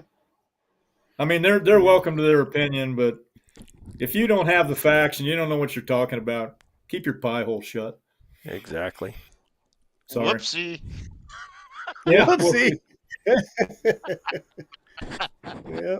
I'm just against, as you can tell, I'm against people sticking their nose or making comments that they don't know what they're. Bullies. You know. I hate bullies. Yeah. I don't like bullies. Oh, and the internet's full of them now. Keyboard warriors, every- bullies, Yeah. trolls. People should mind their own business is what they should do, because they don't have any idea what we're like or what makes us tick. You know. Well, I've said it before. We're not. Around. They're not sitting. We're not sitting around pulling the wings off of flies, okay, Nope. and throwing them on the table, watching them buzz. I mean, we're not mean exactly. like that. You know, that's a crappy analogy, but we're not those kind of people. Mm-mm. We care about these hounds. We also don't put up with shit. No, heck no. And also, That's one of those, you know. Go ahead, Brett. well, I think a lot of people don't understand is the respect we have for the lions themselves. I mean, they're such a fascinating creature to think that there's over 100-pound cat out there walking around that you never see. You don't do without hounds. You don't go out there and just spot those things, and they're there. It's such greatest game animal, greatest sport animal in North America. Absolutely, absolutely. Pound for pound, the strongest animal, you know, on four legs. They're just amazing. Yeah, I enjoy being around them. I'm still, you know, after all these years, I'm still in awe. And that feeling, I enjoy being around them. Especially for someone like me, that feeling you get when you're out there and you've been, you know, just riding circles, trying to cut a good lion track. And then you hear that dog, and you walk up there and you see that big old track on the ground. You think, oh my gosh, that's just like the greatest. Then those dogs start working it. It ain't a coyote. Yeah, it's not a coyote. This ain't a coyote this time. This is a lion. And you're just like, man. And then that young dog goes up there and you see her start whipping her tail, and all of a sudden she goes, woo! Yeah, that's just that feeling. That's just wildlife amazing. is not like humans. Humans are the sorriest mammals on earth. Wildlife, lions and deer, and they don't have a hidden agenda. They're not phony. They're just doing what they do. They're just do what they do. It's just it's a straight up deal. And some people are just humans can tend to be kind of mean spirited or dishonest, or you know, they do a lot of evil things. In the wildlife community, there's not that. There's no intention of that. They're Does that surviving. make sense? They're surviving. Yes, you have to. There's no intentions to be, you know, to murder or be, you know, to rape or whatever. So you've got to respect that, you know. I've learned a lot from being around wildlife and watching it and being around it my whole life. I respect it, and it's taught me a lot. And I think it's helped me to be a better human. Yep. Well, cool. Yep. What else do we got, Mr. Chris? I think he's touched on everything I wanted to even know about. I feel my cat hunting IQ went up about 10 points. Absolutely. Now you're a level 1.75. 1.75. Yeah, I was trying to go a little high. I'll take that 7.5. I'm 2.3 right now. I'm ahead of you, Chris. I'm retired. I'm like a -9 now. All I can do is reminisce. And I got a little stinking dog that don't belong to anybody. And she had puppies, by the way. So now I got a whole pack. I got a whole pack of healer pups. There was a blue healer in the yard for about a week, and now and she's half healer. So I've got 3/4 healer. She's half Chihuahua and half healer. So I've got, and they're healers. So they look like healers. Well, you got a Mexican Australian cattle dog. God, they're like 6 or 7 weeks now, and they get up at 4 o'clock every morning, and they're out there fighting and just barking. And so now I have 5 her puppies, and she stays at the barn. They moved her to the barn. She doesn't live up there at the house with me anymore. Now the puppies live there, and I go outside and they just maul me, you know, I'm just going to keep them because I don't know what to do with them. You know. Yep. So now if you hear me talk in the future, you know, ask about Tootsie and then ask about whatever they are. Well, they won't know their names anyway, Rick. They won't ever learn their names anyway. You know what? In defense of myself and in defense of the dog that doesn't belong to anybody, she knows her name. That's what kind of dog handler I am. If I holler, she can be out there and she's real protective of the place. I hear her out there just raising Ned, and I'll yell to her and whistle, Tootsie, Bente Baga, Bente. And here she comes flying, you know, and she knows her name. Yeah, she's a good girl. But I got to have her spayed, I guess. I take her. She's never had any shots, never been to town, never been out of the yard. I've never been in the pickup. So It's one I thing don't I've know what that. never had any trouble doing is taking a female down, getting them spayed. Boy, they come into season, the kennel just Yeah. gets terrible. So I'll I load just them up had and spay them. and they all, once they sync up, I just took 2 out of my horse trailer. I have one in the heat pen, and I had 2 the week before, and Stinker was in. They just all at the same time. But I sure like how a female hunts. I do too. What about you, Richard? Female or male? What's the question? Female or male? Which one do you think hunts harder, or which one did you hunt more? Male Do you dogs have or a females, preference? no matter. I never had any preference. I've had level 5 females, and I've had the top of the both. I mean, I've seen it in both. I've had great males and great females. Looking back now over your career and all the lions and all the dogs, is there one dog that that was just a Phenomenal. freak, was better than the rest that you thought more of, or anything like that? Yeah, I had a dog that. Well, I got him as a puppy and his sister from Larry, and they were. I don't remember. They were little when I got them. They were little pups. Anyway, I raised them and trained them, and they were out of and 2 dogs that I saw grow up and hunt. I mean, I knew those dogs when they were puppies and watched Larry start them. And it was Snort and Annie. They were Snort and Annie puppies. And so they were litter mates, and it was Cisco and Flojo. And they were both level 7 dogs. I mean, they were probably better than 5s. Cold And the nosed female, and fast on a yeah, track, and and the female, she was more vocal. They could both move a track like nobody's business. Hell, a 2-day-old track, you couldn't hardly stay with either one of them.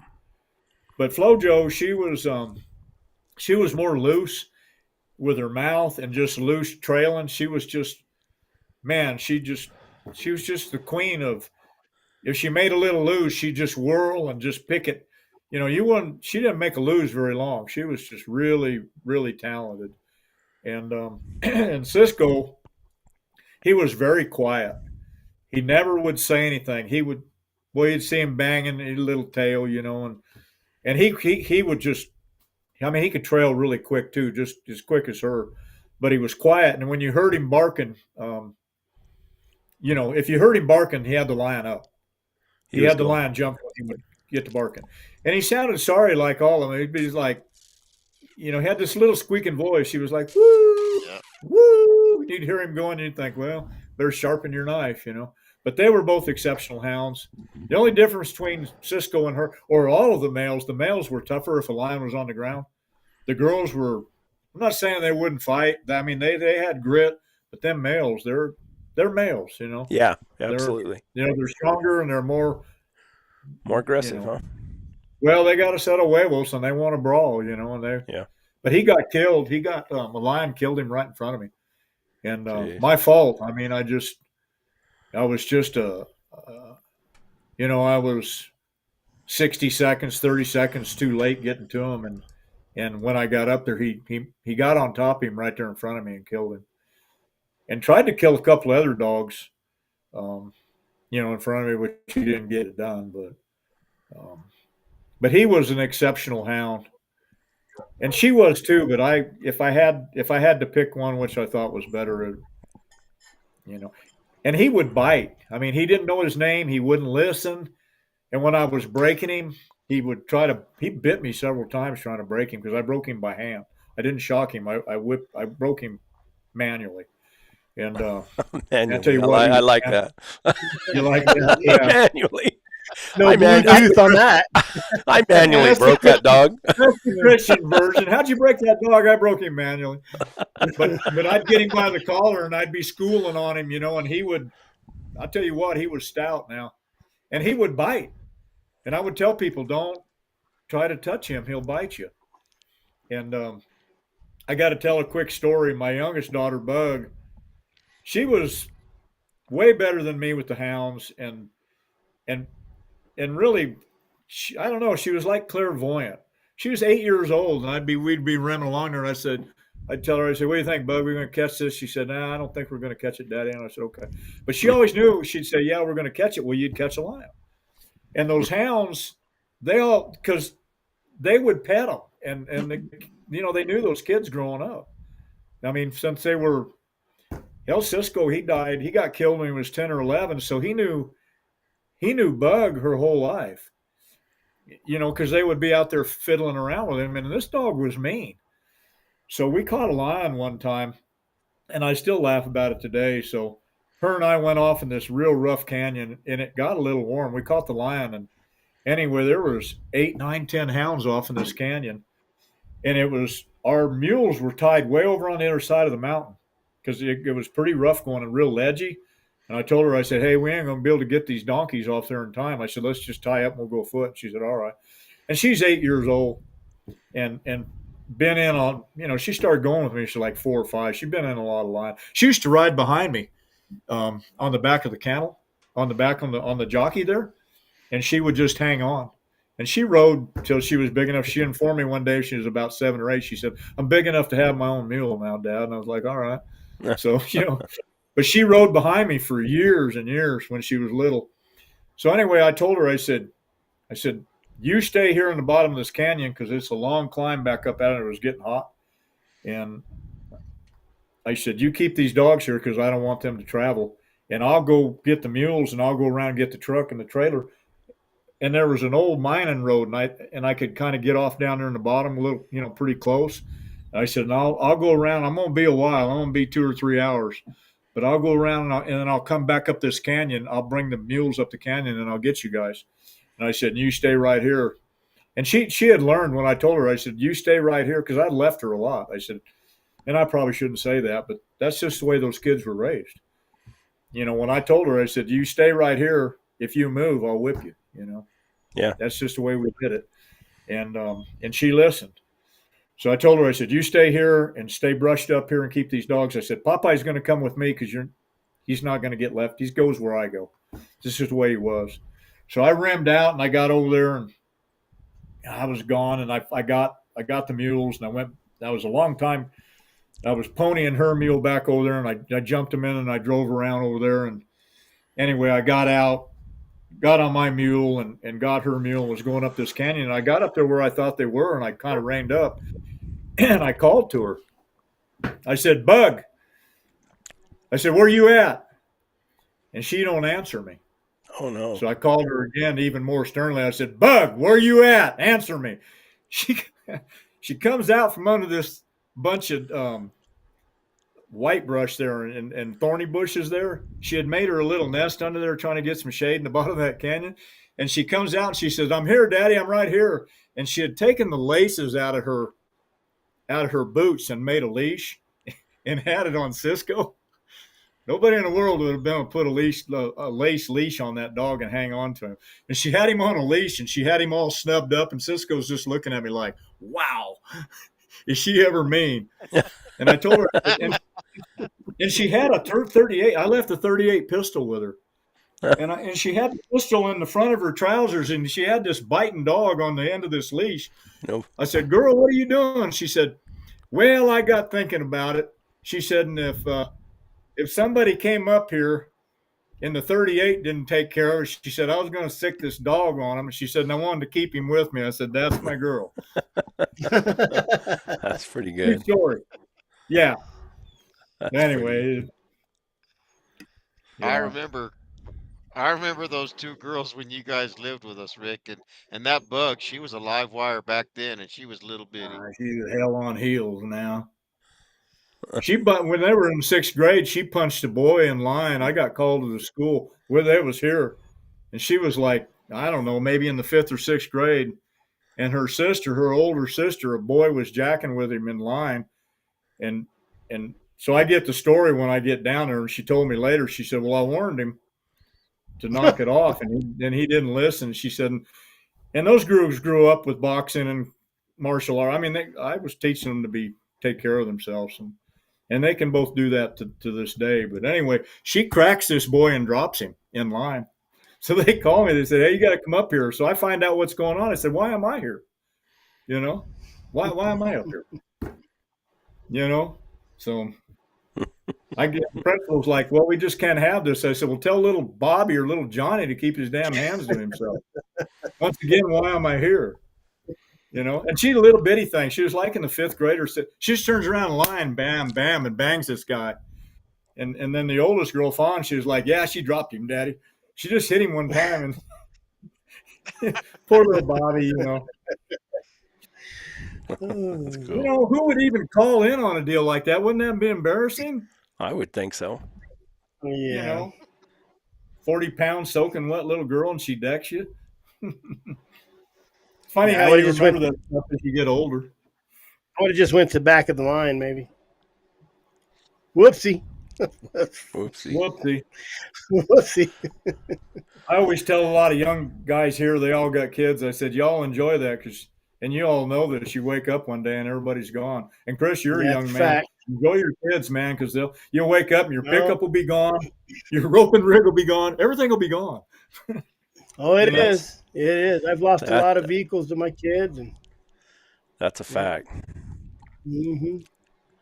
But you wake up one day and you're just sitting there saying, "No, that's a fact." I tell people post these baby pictures. I said, when you blink, they're in kindergarten. And when you blink again, they're in junior high. And you blink again, they're graduated.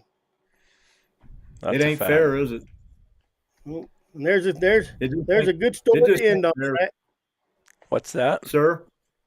I said there's a good story to end on. Our 3 hours. Yeah, we made it our 3 hours, and it seems quick when you got a good story. It seems like we just got started. I feel like I've been really long-winded, and no, that's what we're all about. We want to hear people's stories. That's why we do this.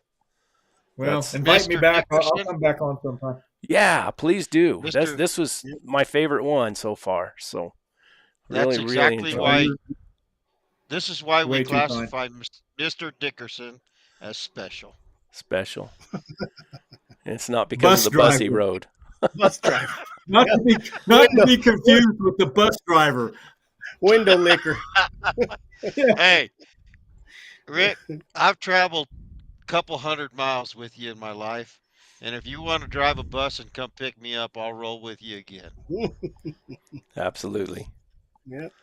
Well, that's friendship right there. I'm gonna. All right, guys.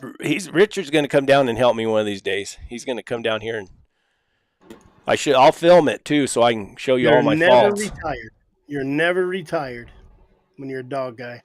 Brett told me, he said, "Come down and take my dogs, and I'll just film it, and you just hunt." And I said, "Okay." So we got a deal. You don't have to feed them. You don't have to rake the crap. That's a good deal. I told him, I said, "Don't be mad when I take Fat Lori and catch a lion and she's up there chewing one." And you come up there with the cam and you're like, "Dang, that was quick." And I've gunned that thing legally because we'll have a tag. We'll have a tag. Guys, thank you. All our regulars that show up all the time, guys, thank you so much for stopping in. We really appreciate it. And don't forget about members of my AZWDA. And don't forget, Chris does the same thing on Wednesday nights over on Anecdote of a Houndsman. I don't know. This is a 5 show. I'm about a 1 show now. Well, I'm afraid.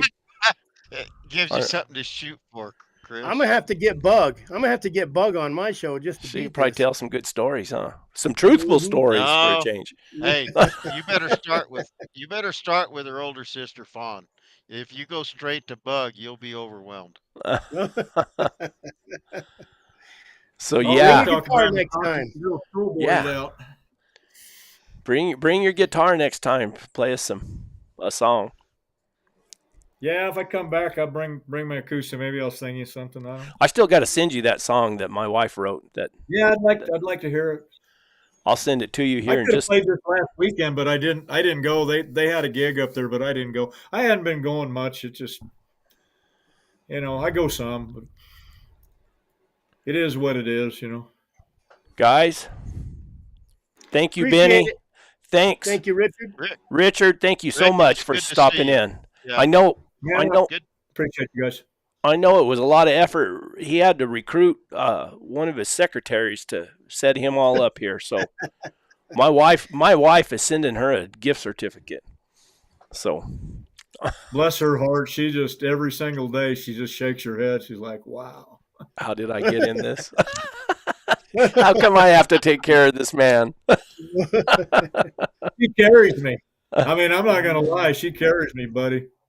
Every single day she's carrying me. It is what it is. So. Perfect, guys. Well, guys, Appreciate thank you guys. That was a good one. Thank Richard, thank you very much. Chris, as All right, I'll always, holler at you.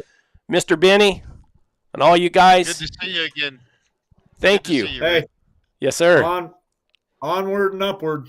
That's it. There That's you go. it. That's it. There's no other How's way. that? You like that? Yes, sir. You like Yes. Yes, sir. that? There it is. No other way. Hey, See you later. See ya. see ya. We'll see y'all later. Thank you.